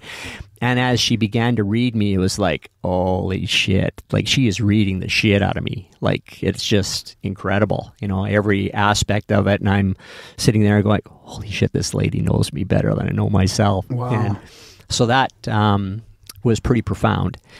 And then I went back and saw her again, and, you know, and completely went against every bit of advice that she gave me, which was, you know, which at the time just I thought, can't be right. I'm just doing it my way, you know, like this. And yeah, everything, you know, turned out, but it turned out the way that she said. Wow. You know, so this is sort of a 5-6 year kind of experience like that. And then, yeah, 2012, I had another sort of profound experience, and that set me into making intuition as a choice. So making intuition as a choice means that's the way I choose to make decisions, and more intuitively than you know, the way I was doing it before. Right. Yeah. So do you find that fitness people that you're training, or people that are either physically fit or really skilled, do you think they're more or less open to the stuff you're talking about, like spirit or consciousness, or you know, us not being our brain? Because when my first instinct of people that are in pro sports or whatever is it's very like very sort of like scientific and regimented and like spirit world, you know, none of that. It's kind of more about like the physical stuff, you know. Well, Take it easy over there. getting revved up. Yeah. St. Louis meditates. He's always meditating for Really? you. Yeah. Well, that explains why he's so good, maybe. I guess, yeah. He's small, he needs to. He's wee. Like wee grab. I guess I better watch it. Yeah, get like sort of a small person wrestling in here, and I think if you're sitting on the couch all the time, we might be able to get you. Yeah, like at the turn of the century, the strong man was kind of coming in, and so he became a bit of an entertainment piece. So Eugene Sandow, I think, was one of the guys who started to show physicality. So 1900, I think. And then you go into the huge effects as far as culture is concerned, where Pumping Iron, the movie, played a pretty big role, where the body became kind of like almost cybergenic, like it's so robotic looking. And, so these people that really get into this part of display fitness, where they're like just carving and trimming off fat and toning and shaping the body, is kind of an interesting phenomena. So if you look at fitness and how it's evolved, before there wasn't fitness. Maybe in the Spartan age, they probably pretty ripped back then, or at least in 300 they were, anyways. Yeah. Hard to know. But airbrushed. Or, those guys there, all their abs were far too the same. but they were throwing their 8-year-olds into training back then, right? That must have sculpted some pretty crazy bodies if you're physically training all day as kids, and then as young adults you're like ready for war. You're basically like a full-time fitness soldier, right? Well. And you're swinging around those heavy fucking swords and spears. And the shield. Walking just life's a fucking workout, right? That's the thing. It's like hunter-gatherer. There's no fucking 350-pound hunter-gatherers fucking slothing around. You're fucking walking all day barefoot, climbing shit, running, fucking getting water. That's right. Yeah, getting chased or chasing something. Exactly. Yeah. So the functional aspect of fitness, and when fitness started to become more prevalent, it meant that we had to start doing something or start to figure it out. So the movements are at present are coming back more to more natural state. Yeah. And to work, like I work a lot with kettlebells and club bells and kind of awkward sort of tools. I try to train as much with people in bare feet, and the hands and the feet play a significant role because that's where all of the nerve endings are. So if we're very alert and acute, it's really hard to step on something and hurt yourself when you're walking around bare feet. And the fact that the feet are, constantly encased in something that's, like for sport, look at some of the shoes, and it's like, they put this incredible, it's like a car chassis, on the bottom of the foot, and the people who are, who tend to lean more towards like, orthotics and all these kind of things, they seem to have more trouble later in life. But the barefoot people, they don't have any. I was hiking barefoot the other day. Something about that the other day, where it's like the shoes we use today are fucking up our walking and running patterns, and it's like evolution wanted us to run more on the balls of our feet, and that's why you see like kids and shit when they first start running, they'll run on the balls of their feet, and that it's all these fucking shoes that we started making like 100 years ago or whatever have now changed the way we walked for the worse. So now when you run, you're always pounding on your heels. Mm-hmm. And sending that shock into your fucking back and everything instead of on the balls of your feet like they're designed to do. Yeah, these are really important points. And same with the hands. Like if you put your hand to your mouth, a big portion of your brain lights up. So that's a real natural instinct. Because it thinks there's food in there. Probably, or something. You're going to put something in there. Something's going in. Yeah. So, that's a pretty basic and primal part. But to get back to the physicality part of it, if athletes are very physical within their sport, it just depends on where their development is. And I think in that regard, if they're young and they haven't developed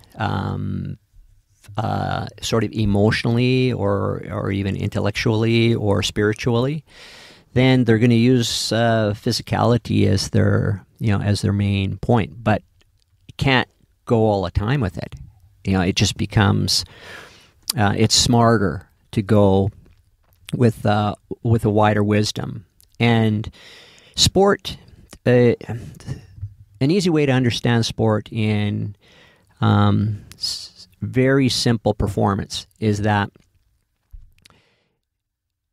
the performance is based upon how well the tension arrives at a particular point.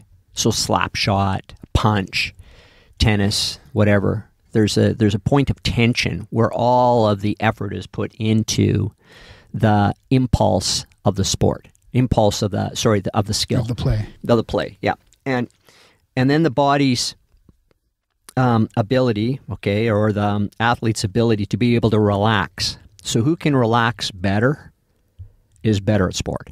Wow. That's a simple way to look at it, and that's boiled down a lot, but it's kind of an easy way for everybody to grab onto a concept of performance. And when you think of relaxation, then relaxation is based in a balance, and that this movement is very fluid because there's going to be another impulse right away. So, I don't want to be hit by Mike Tyson ever because he's really good at that. The amount of force that this guy could put behind a punch, and then you have all these MMA guys and so on. Well, it's the same with skiing. When somebody has the ability to be able to put pressure onto an edge, these guys are going, in the downhill events, they're going 120, 130 kilometers an hour. They're not putting big pressure on that, but then they'll have to go into a turn, and the turn is going to go down to about 90 kilometers an hour or so. And these guys can carve like a Formula One car. So the amount of pressure that goes on their body is pretty profound. So if you get back to these physicality aspects of how somebody can cope with the amount of pressure, well, you have to be in that game to be able to. Like, if you want to be a good boxer, you got to punch pretty damn hard. And you also got to be able to take a punch. And if you're going to be a good hockey player, then, you have to have I'm not sure what the statistics are today, but I'm sure you have to have a slap shot that's, 160 or, I might be speaking out of my ass completely. I don't know hockey at all, but 90 miles an hour probably, at least. So something that, and it better be, I imagine it's pretty damn accurate that some of those guys could, hit the smoke out of. Before I forget to ask, you mentioned the barefoot thing. Yeah. I'm barefoot right now. I'm in thongs. Nice. On your feet or? Flip-flops. That butt floss. No. Toe floss. I don't wear that to the studio. Okay. With your tight shorts. You can't have an underwear line in your tight shorts. well supported.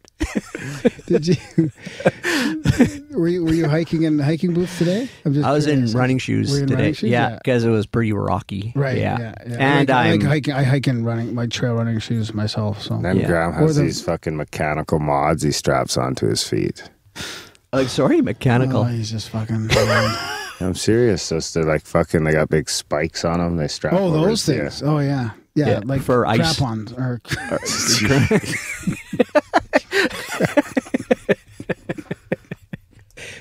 Crap-ons. For running in the snow. Yeah, Right. and you can get a grip. Yeah. But I was wondering about those 5-finger shoes. I was with my personal trainer, and she saw this guy with those, and she goes, "Do you have those? Do you have those 5-toed shoes?" And I go, "Yeah." And she goes, "I had a feeling you'd have those." But she was teaching me how to do the sprint tech stuff, right? Like she was asking me to sprint through this room, right? Mm-hmm. And I was thinking, yeah, okay, I'm in decent shape, I can sprint, but the way my sprint is so off, right? Like you were talking about the bad habits from shoes, like I've got the stance that's like spread right apart, right? And I can just picture it. Bull-legged ground, fucking bellowing across the gymnasium. And I didn't really realize it that bad. I mean, I saw myself in video running in hockey once. I was like, what the fuck is that? What am I doing? Like hobbling around with these bow-legged.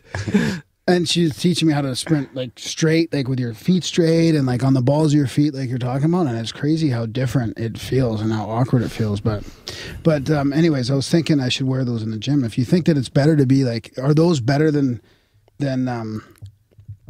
shoes? Well, it depends on what you're doing exactly. But in my studio, I like when people wear bare feet. Right. Now How often do you wash the floor? Yeah, once a week. yeah. But this is not, to me, this is relatively natural to begin with. Yeah, I think it's good to be barefoot to some extent for so much time a day you should spend barefoot. No socks or nothing, barefoot. Yeah, and this kind of stuff in the garden or in your grass and that, I've heard all kinds of good benefits to walking in dew and actually increasing hydration and nutrition and so on. If you rub your feet with garlic as an experiment, it doesn't take long for you to taste it after. Wow. So the feet kind of eat. And Plus, they can soak up they can test. soak up the energy from Mother Gaia. as well. exactly. We'll throw Graham's feet in a tub of garlic water, and we'll see how long. Scrub, grab some roasted pepper and garlic and just rub his feet and see how happy he is. time. He gets all happy. Well, if I'm feeling sick, I put my essential oils on my feet, and that absorbs There. pretty quick. Yeah. Absorbs, For sure. So back if you're sprinting, the good thing about sprinting is it's going to show what aspects are kind of loose or are unstable, and other aspects that are sort of tight, and you can boil it back. So there's a lot of very good walking type exercises. We had an experiment once when we were working with a team, and we improved every aspect of vertical and long jumping without doing any traditional training. Wow. We just did walking stuff. Wow. And reprogrammed the way that the walking worked, and found more, completed and sort of cohesive ranges of motion, and everybody improved in this three week period. Wow. Yeah, and that really showed that's as well the athletes putting into it a certain amount of trust, and secondly that they're present in what it is that they're doing. That's as well important. Like they got to buy in. Yeah. Faith. Yeah. Wow, that's interesting. Yeah, they were showing me some exercises on how to to push your foot down. Walk with those like Oh your man, feet I are wish I had pistons video and- right now. Yeah. No, if you walk Is walking any good for you, really? On a completely. fitness level? Completely, yeah. If for well-being, walking is one of the best.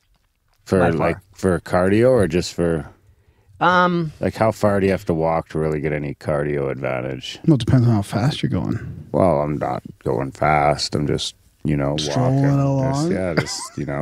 I'm not Mr. Well, Dean cardio at Down is Hallway. probably about heart rate. So That's the thing. Like, if you're not jogging, is it really not worth it? Or what's because I've been actually talking about myself about needing to exercise or do something. I really don't like fucking running, especially not out in front of people, because I probably run like an asshole too. So what's the best, or what are some different options to get some good cardio and because my understanding is you can do 1 million sit-ups, but if you don't fucking run your gut off, you're never going to see your six-pack anyway. No, that's this is a very complicated question. Like, you can answer this one too. I can answer it really in a very simple, very, very simple way, but that is not good for everybody. And if people make a basic assumption about cardio work. So cardio work is the way I understand and work with cardio work is if you go out and you start to run, You're going to just go and you're going to run, and your heart is beating pretty good, and you are able to still sort of carry on a conversation. You're going through very distinct phases. So the first phase of your run is going to be that you're putting some oxygen into your blood. That's going to take 7 minutes or something. Is that you, Grant? Yeah, that's me. Sorry, guys. I don't know what happens. Wah, wah, wah.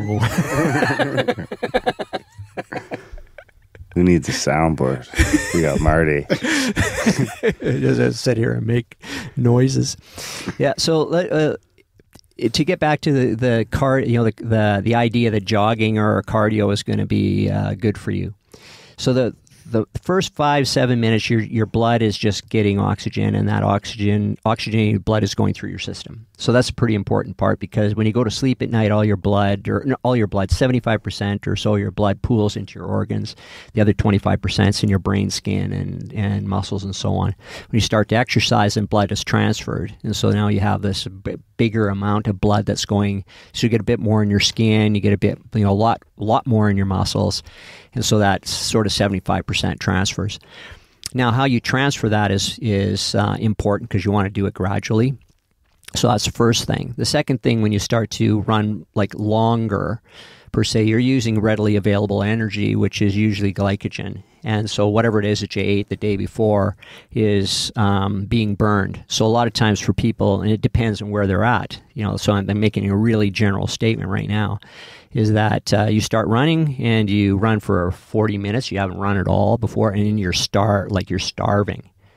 So that's what happens for a lot of people. They just get super hungry because you've taken all of your readily available energy and you burned it. You haven't really got into the fat or that kind of stuff.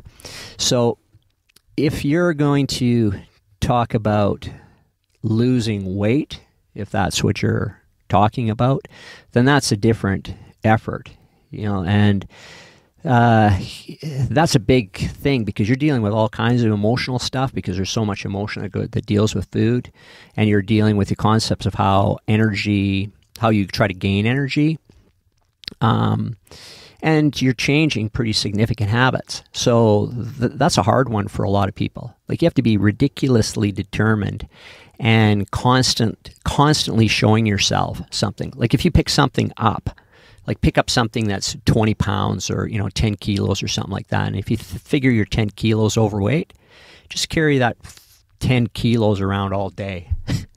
You get a pretty good perspective of what an extra 10 kilos of weight. Plus, you've got to deal with that. Like, you have to process that, which means you have to try to put blood through it or energy through it, but it's pretty dense.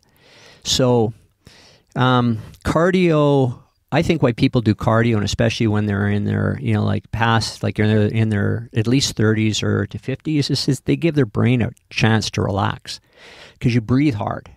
So breath becomes a pretty important aspect. And the breath is something that we collectively, I'm not going to say a national statement per se, but if everybody just took a breath, and said learn to breathe, you say, okay, you're going to sit down every day, compulsory breathing. Yeah, I want a breathing app. I want an app on my phone that tells me, hey, take a deep breath. Or you get to the point where you're conscious. Yeah, you're conscious. Get a Fitbit too, so it can tell when you're about to go fucking nuts, and just say, relax, dude. Relax. Yeah. My partner's brother, he's into emotional voice recognition development, right? And so I always bug him all the time, and I'll grab my phone and I'll say something like, am I okay? And they, oh, fuck, I'm not. Am I okay? Well, we could make that app. Well, we can. Maybe someone can. Just like, or that 8-ball thing. Yeah, no, I'm good. 8 balls. So for people that want to lose weight, then it's more than just that bit of cardio that you're talking about. So when you've burned all the energy up, In that, so like let's say, So does that just mean run longer? yeah, that's what I was No, just gonna ask, it doesn't work. It doesn't really work that way, and it really depends on where you are. Like that's the thing about fitness questions is people they would like the answer, but this is specific. It's tough. That's a tough one. You have to get in there and do some real investigation and decide you're going to make the change. I'm training a gal right now. She's in the Kootenays, and she's down 40 pounds.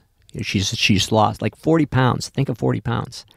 So this has been about a 7-month thing, and she is determined to because the goals that she set are way bigger than anything she's ever done.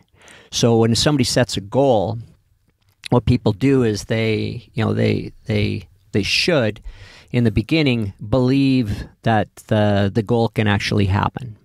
So that's the first part. So it's like understanding how the desire functions within that, and then they start to believe. Then there's the next process is that they have to accept it.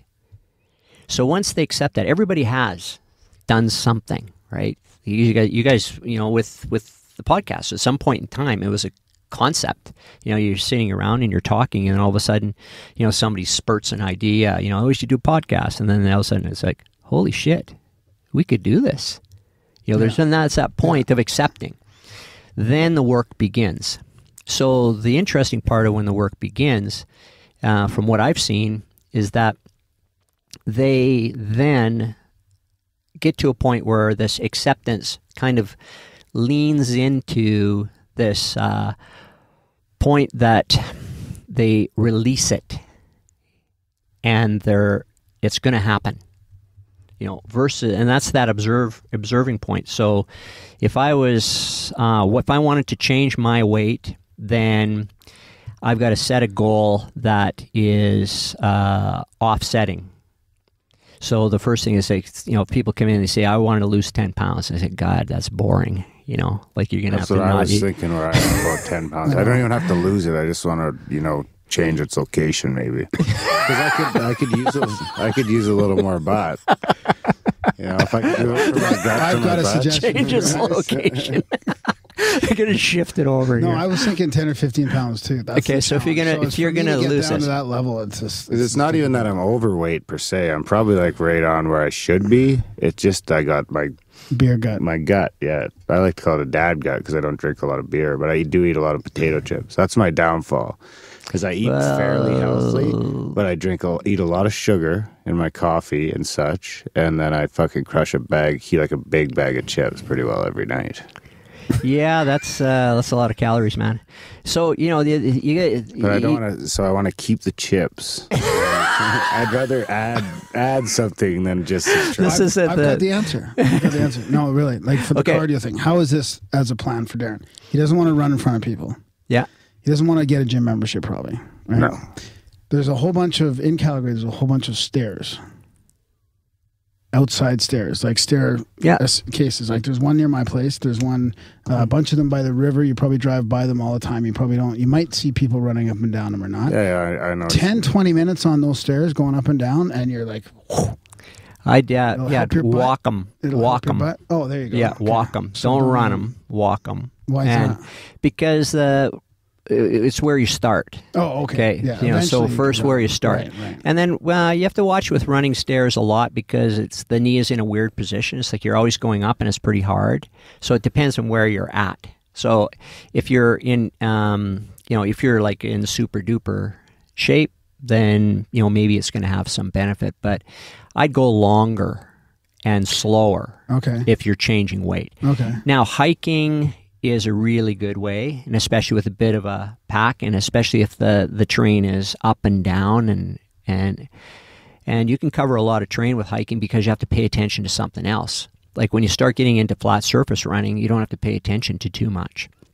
So normally people kind of peter out relatively quickly. And what about like hardcore trail running? Yeah, for sure. Like this is good. Down mountains and stuff. Yeah, anything like that. But the watching scary movies. No, it doesn't. No. He had too much on the adrenal gland. You know, like with your energy drinks and you gotta lie like right on the edge of the couch, so you always think you're gonna fall off. And you get that little shot of adrenaline. Just you got to stand the whole time on one leg and do one-legged calisthenics and that kind of stuff. I gotta Push get a up. TV that the bike runs. Yeah. If I had to pedal my bike while I was editing the podcast. Yeah, if I was giving basic advice to anybody who's going to start, is pick a few things. Don't just pick one thing. Pick a few things. And what I mean by a few things is that get some type of strength training involved, some type of mobility, like where the body has to go through certain ranges. Now, if your strength training can provide that, then that's good, but it should still have a slightly different venue.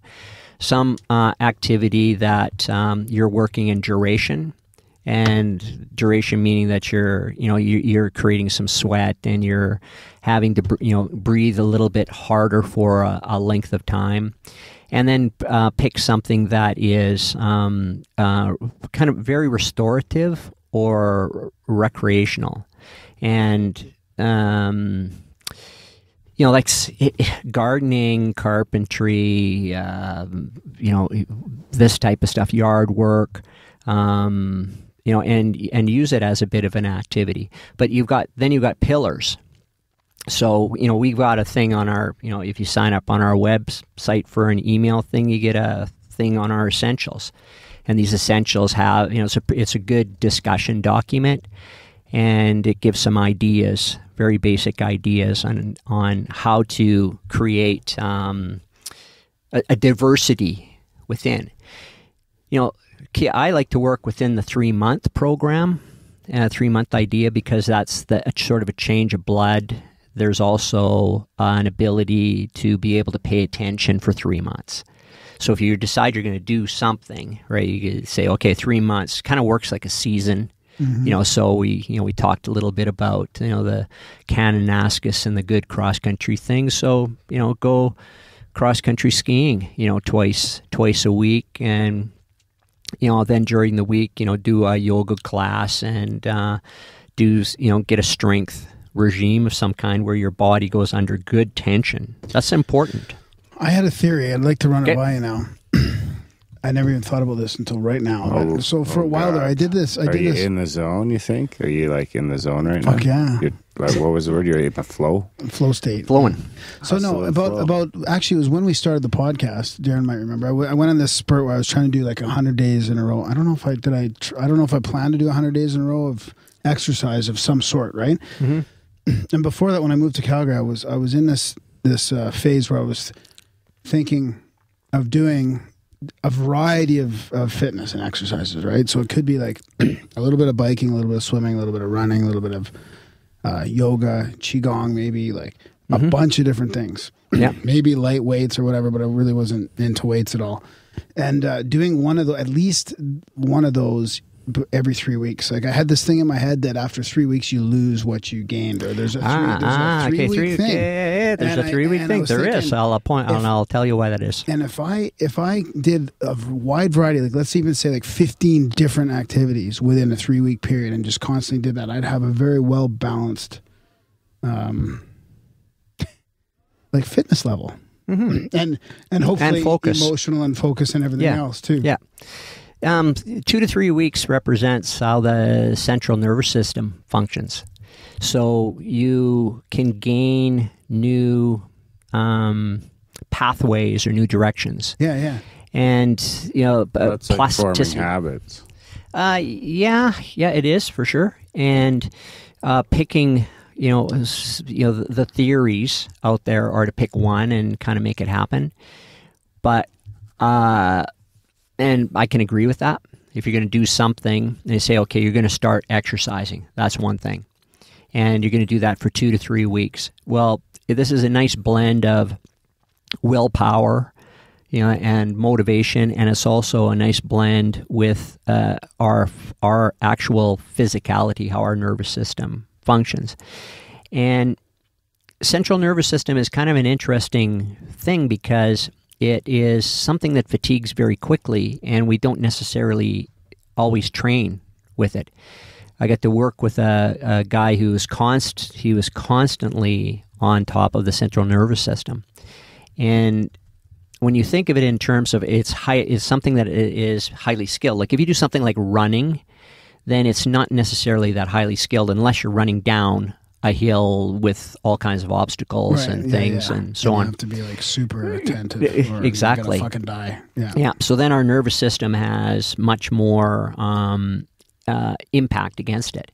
You know, how it affects skiing is an interesting thing because you're not necessarily that fatigued in the afternoon physically, but the skill kind of goes down. So it's a sort of an indication that the nervous system is not functioning the way that it was when you first come out of sleep. So these things are all very possible, right? And I don't think you have to be too logistically attentive. You can just be much more imaginative and say that, okay, at this point in time, right? Because routine plays a huge role for all of us. You know, however our driving, work, eating, family patterns are, well, now you want to carve something out. So when you carve something out, you have to give something else up. And so change is really related into that aspect, giving something up. And it has to do with, a period of time. So that's usually the hardest thing for people is when they start to change, they're trying to change habits, is that they like things very familiar, the way that they like them and see them, and that's why I think television today is so, incredibly impacting on our society. Mm-hmm. It's this hyper reality that we're sort of living, but not really. It's like we get involved. Cara and I were talking about this morning. It's like watching somebody's life on an edge that you're not willing to explore yourself, but you're willing to watch it in a show. Yeah. And you think, well, I don't know how much value is in that after, how many freaking hours of TV I've watched in my life. Yeah. It's funny, through that 100 days there was I didn't feel as good as I thought I would be, or I didn't get in as good a shape as I thought I would, and I might have been taking shortcuts just to get that day of exercise in, and it might not have been, it might have been like a jog to the stairs and a couple of, lengths of the stairs, then a jog home, for example, for 20 minutes instead of an hour run or something like that. But I think that what took a toll on me was trying to do all this variety of stuff and trying to figure out and plan it and figure out like, okay, well, today, what am I going to do? Can I go to the pool? Can I go for a run? Or is the weather going to cooperate? Or where I was missing that routine, right, of actually just being able to. Yeah, and the body accumulates, impacting fitness. It should have the other side of it, where there's something that's more gentle and restorative. And mentioning qigong is a very very interesting practice. Oh no, the thong. I'm gonna have to go barefoot. Oh no, you broke his thong. You blew your shoe just sitting there it's like this is aggressive podcasting here tonight. What the fuck are you doing over there? He was getting all excited. He was getting in a day of fitness. Yeah.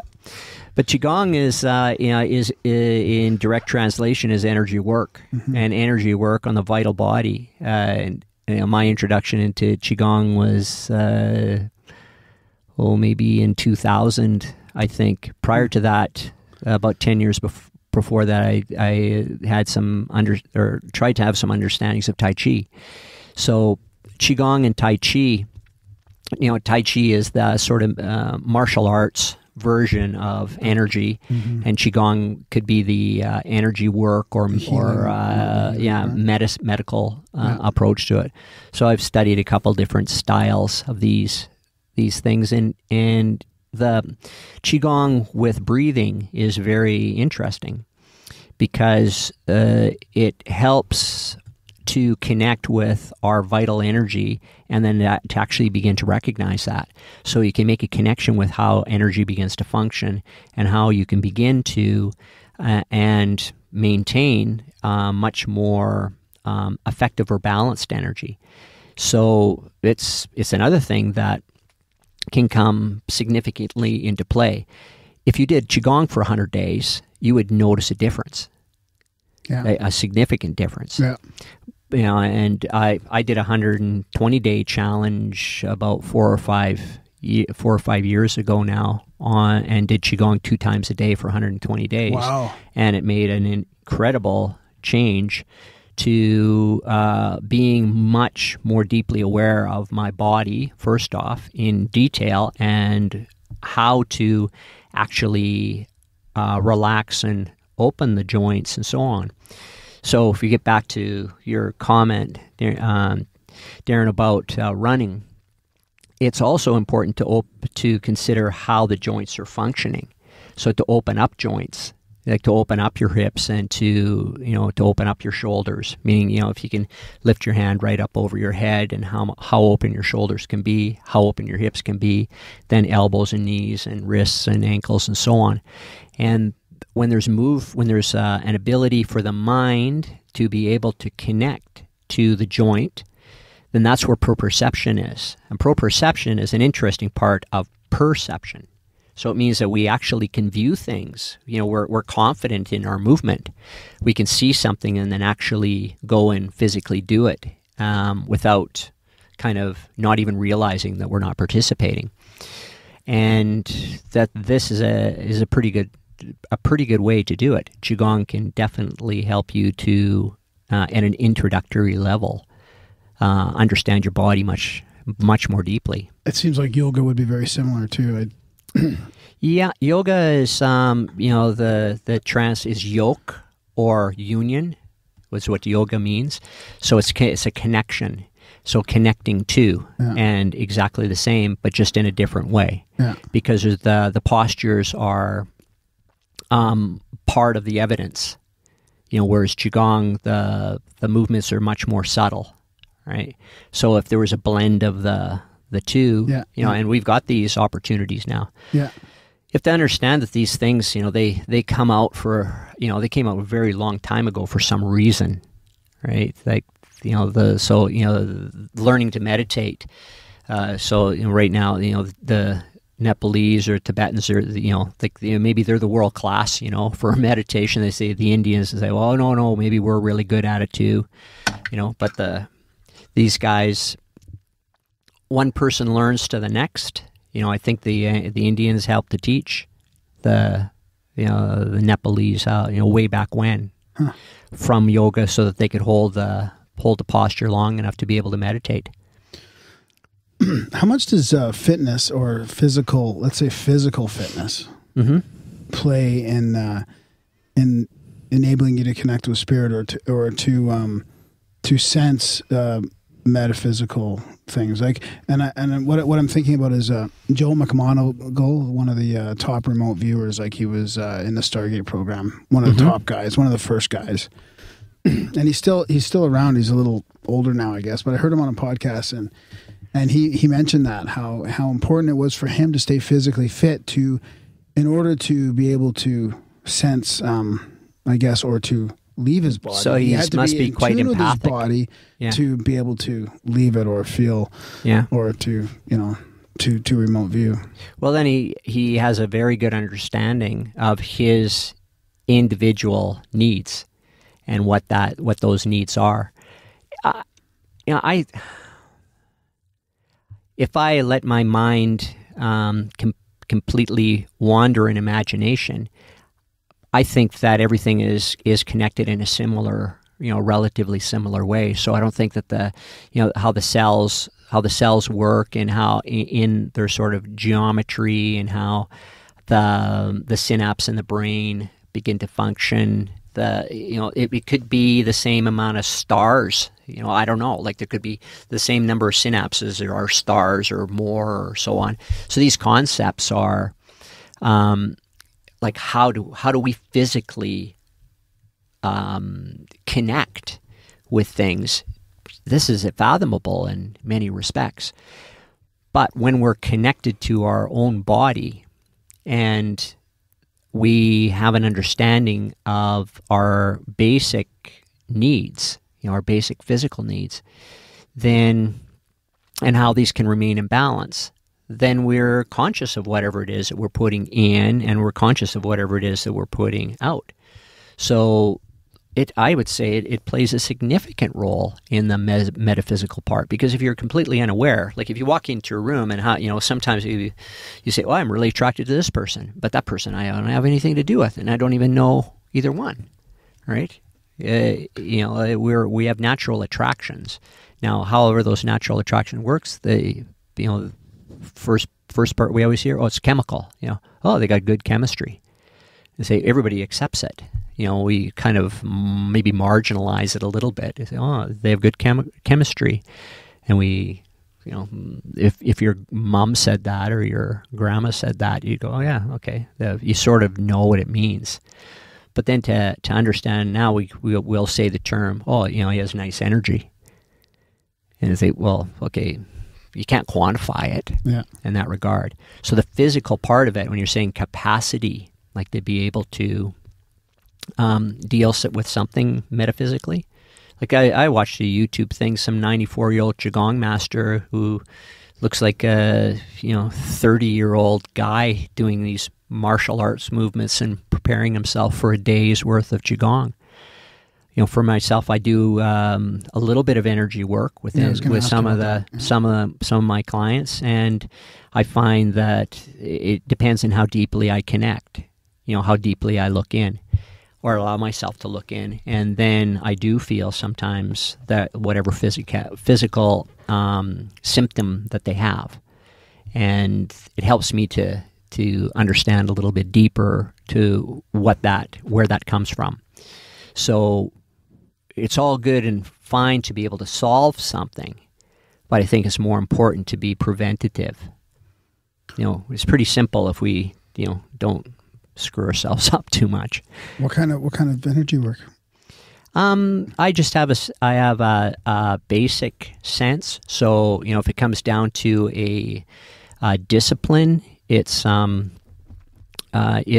could be more Qigong based, but I've also done some interesting trance workshops. Mm-hmm. So trance work is kind of interesting as well too. Mm-hmm. So trance meaning that it's just a matter of being able to hold a place around theta or somewhere and be in an observant state.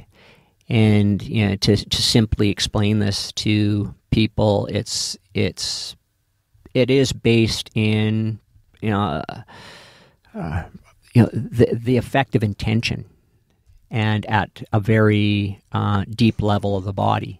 So how we understand that it's difficult. We want today, in my experience, in my sort of view, to be blown away by evidence.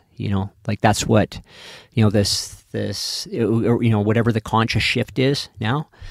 We're sort of, we look to conspiracy on one side, or, social injustice, or, counterculture, these things. But then on the other side, when we're looking at these basic aspects that have been around for thousands of years, we have to consider that our brain is an evolution. And this evolution has come from not only my lineage, but also how I'm evolving. So if I'm evolving and my brain is evolving, then I have a certain responsibility to that. And this responsibility could be based in trying to be present and to not poison that too much. So I have a personal responsibility to deal with that. And that can be transferable. By being around people that are effective in whatever it is that they do, then immediately there's an understanding. There can be a very quick understanding and much more thorough understanding of trying to get something done that can actually be effective, for myself individually or for others around. How do you practice that outside of your training and your coaching and that type of thing yourself, like your personal spiritual practice? First is I still suffer from adversities, like I think everybody else does, and that these are part of my growth. And so to understand whatever adversity is coming up, then it's to understand that. So I use meditation, and meditation is a practice I do absolutely every morning. So I wake up an hour and a half before every client. So if I have a client at 7 a.m., I'm up at 5:30. And the first part of the ritual is to drink a lot of water. And then I wait about 10 minutes, and then I begin my meditation. And my meditation is in a place in the house that's very consistent. So I have everything there that I need. On occasion, if I need to use a singing bowl or chime or something, and to help me to find. Good, he's going to ring the chimers. Okay. Here we go. Here we go. Time to meditate. Yay! Gunga a gunga gunga.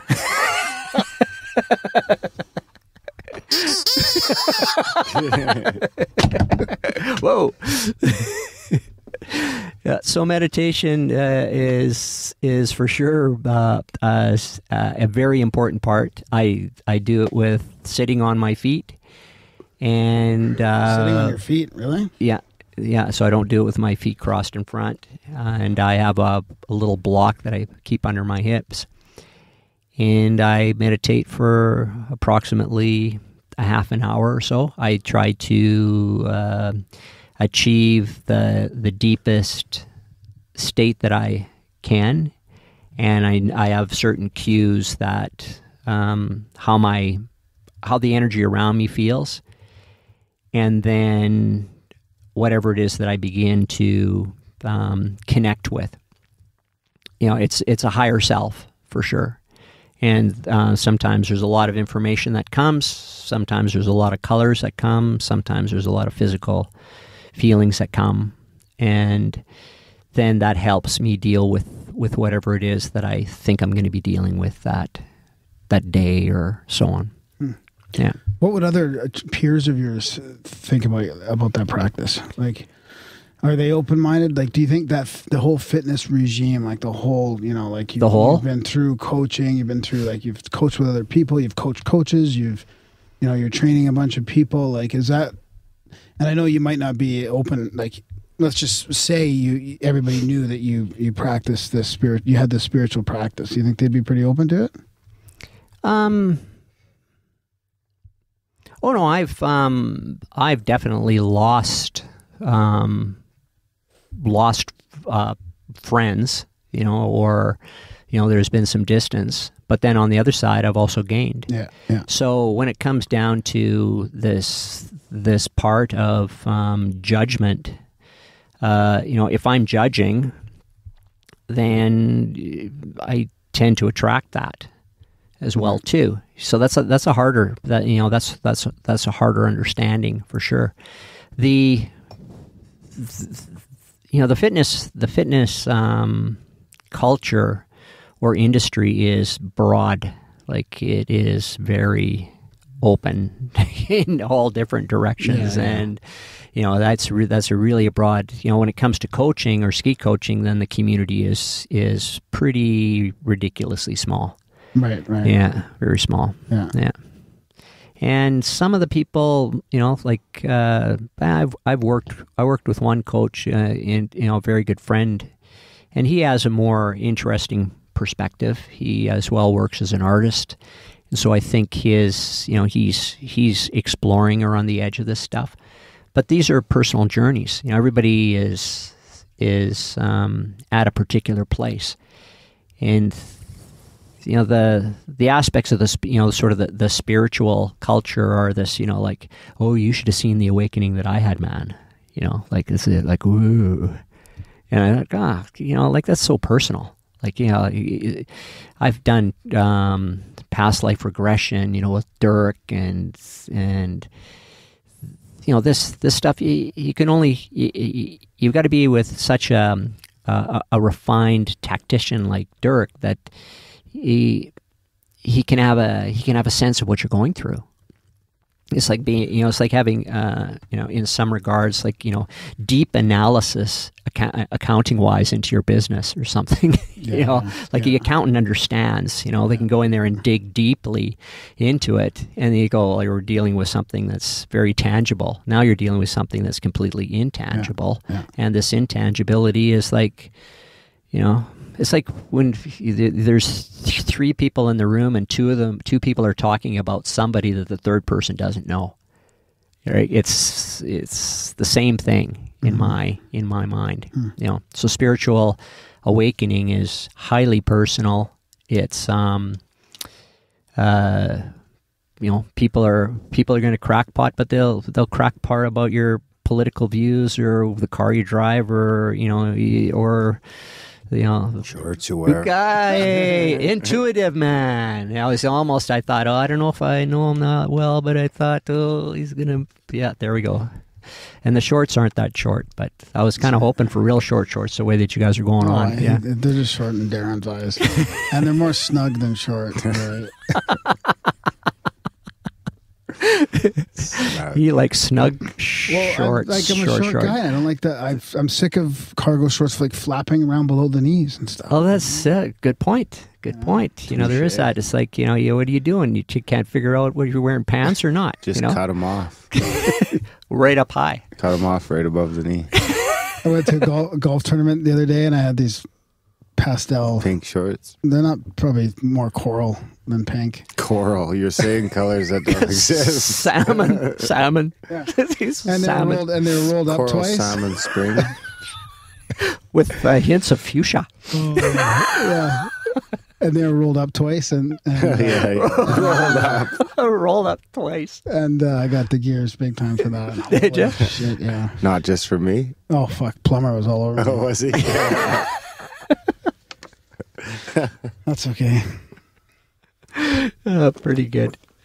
Yeah. So, spirituality, from my perspective, my own perspective, is just a strong connection to one.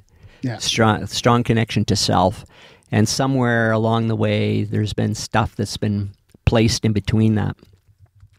Making a living and, the fundamental grooming and conditioning that we do to kind of collectively connect with people. And that can be, that's kind of wearing. Like I have a sense that it's sort of wearing. That's wearing on people today, how much rent or mortgage or, all of these aspects of money that are pretty demanding, for the average man. Yeah. Root of all evil. Yeah, for sure. Yeah, for sure. And, if our mind is going to be fashioned in an aspect, so that aspect is more individual, then maybe that's a good start for some sort of moral sense. Maybe, and that's highly philosophical, that comment, but if we're always being torn from our individuality, then it's pretty hard for us to get to a place where we can more deeply understand ourselves.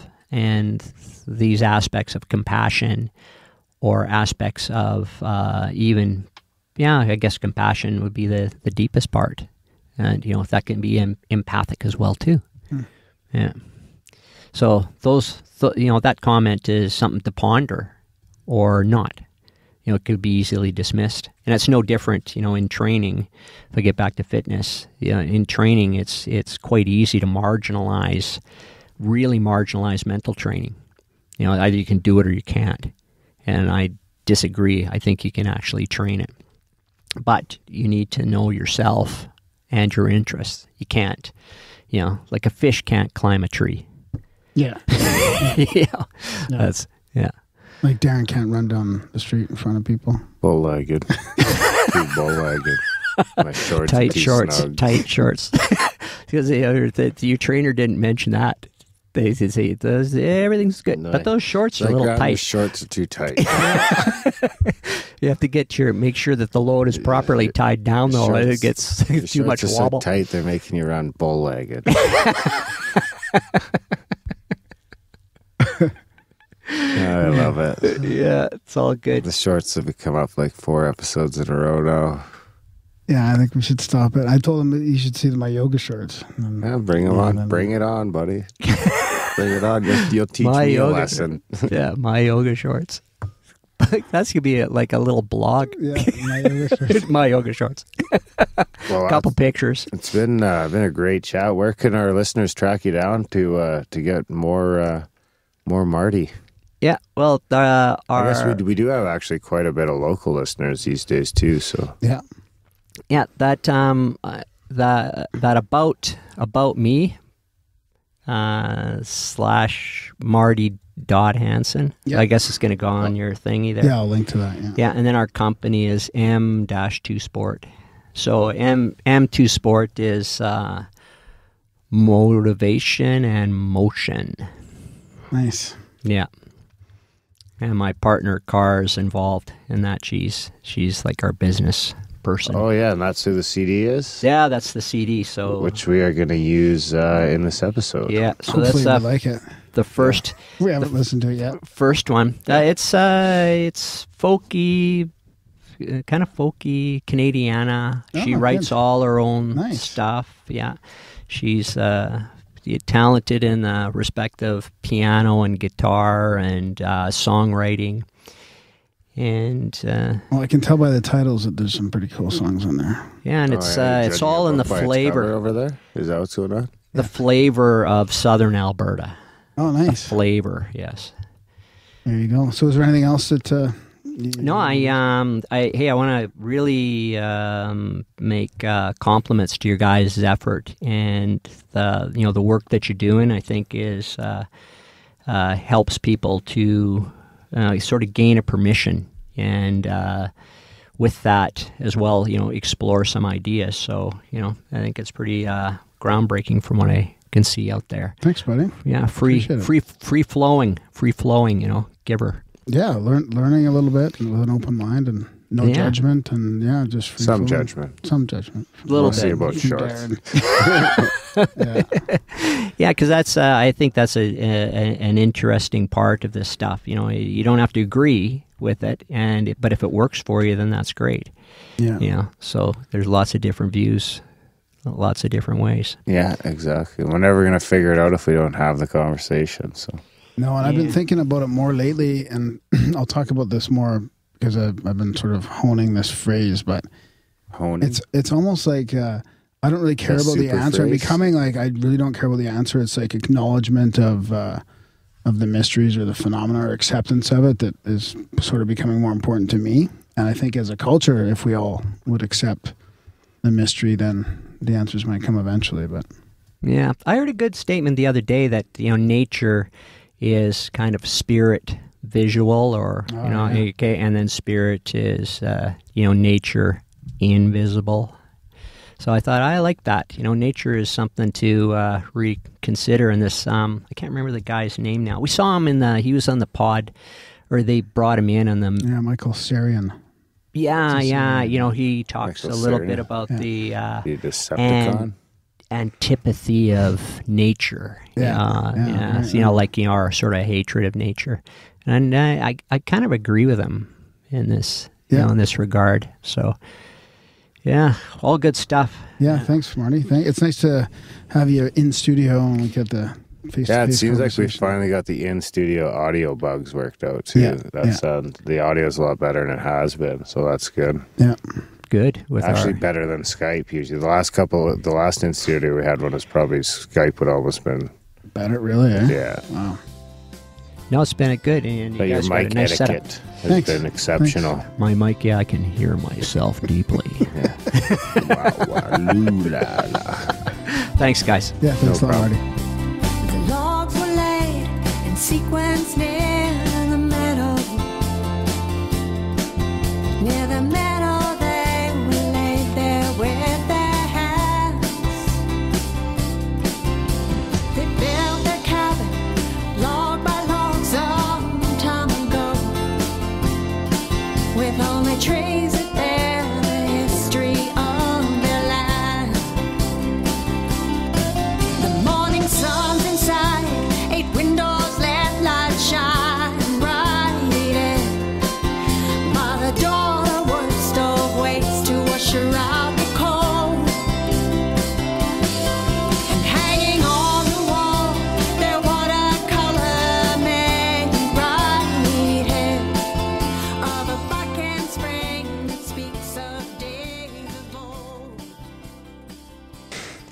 And that was our chat with Marty Hansen.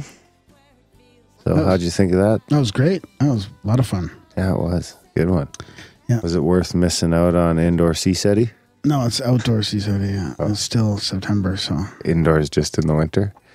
yeah, that's possibly. Canadian CSETI. We do it inside. That's right. You've been waiting for that one. Eh? Yeah, I had to write it down. I wrote down a few things. Yeah, I wore my 5-finger shoes to the gym the other day. Did you? Yeah, after his barefoot inspiration. Wear them to work. No, no way. Come on. Yeah, they're pretty comfy though. They're good. Are they? I should Yeah. get out. They seem like they wouldn't be, but can you get them with webs so you could swim faster? No, I don't think so. That would ruin the. Webbed gloves and point. webbed toes. Yeah. Well, they do make those for swimming though. But, Do they? That's a real thing. yeah. Fuck. So yeah, well, I mean, I bet you Marty knows about that. He's trained so many pro athletes on this stuff. No doubt. I could use some tips. We should get Marty to take us out skiing. Yeah, that'd be good, eh? That would. Yeah. I like skiing.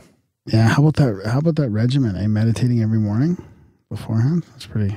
Yeah, Pretty good, eh? that's what Lisa wants to get into. Really, like a daily meditation. Yeah, kind of like thing? get up when I leave for work, and she's Right. got an hour or Oh, so that's before the tough. girls get Right. up. And That's the problem about getting up so early for work. Like I was thinking about that too. Is there time for exercise or meditation oh before yeah, like work? Eric, It's like, that's oh my crazy, God. man. You're getting up at 5 a.m. to hit the gym, like.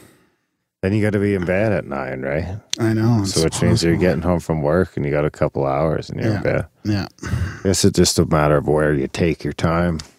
Where you spend it. Yeah. So, Yeah, big thanks to Marty for coming on the show, sticking a sticker on the igloo. Yeah. Second in studio guest. Well, no, if you count the meditation one. Yeah, With and the fucking Yeti. no, and we had somebody else too, didn't we? You should have took the Yeti out to the SETI thing. It could have been the SETI Yeti. No, I took the digital recorder on. Oh, yeah, that's right. I haven't listened yet. I know. I'm looking forward to it. You can't publish anything without my approval. Oh, stop it. No, seriously. No, I'm serious. I'll just make a mashup with some music in the background. Maybe I'll just... No, I'm serious. I should. Okay. I'm fucking gonna erase it off there so you don't It's do too that. late. Too late. Already made copies. Yeah, so of course, check out our value for value model, grimerica.ca/support. Sign up for the newsletter. Yeah, send me some stories, lucid dreams, trip reports, UFO sightings, anything like that. Graham at grimerica.com. Yeah. Yeah, feedback. And even just to say hi. It's cool to connect with our listeners. Yeah, try and review the show. It'd be great if you do it this month. No, I don't know why I haven't already. Oh, can I say something too about that? If Sure. I get emails from people and stuff, I try and respond, right? Like I read everything obviously, but I lose track sometimes. So Yeah, if it's something that I really should respond to, like just send me a reminder or something. yeah, If just there's nothing wrong don't with feel free to keep sending him emails if Don't he doesn't feel free. respond. Feel Or don't free. feel free. Yeah. Don't feel weird about just Yeah. emailing him. If he doesn't respond to you in a day, just send it again. Yeah. Thanks, buddy. And again. Yeah, I think that's about it. Sign up for the newsletter, tell your friends, review the show, spam Graham, and most of all, thanks for listening. Right on. We'll see you next week. Take care.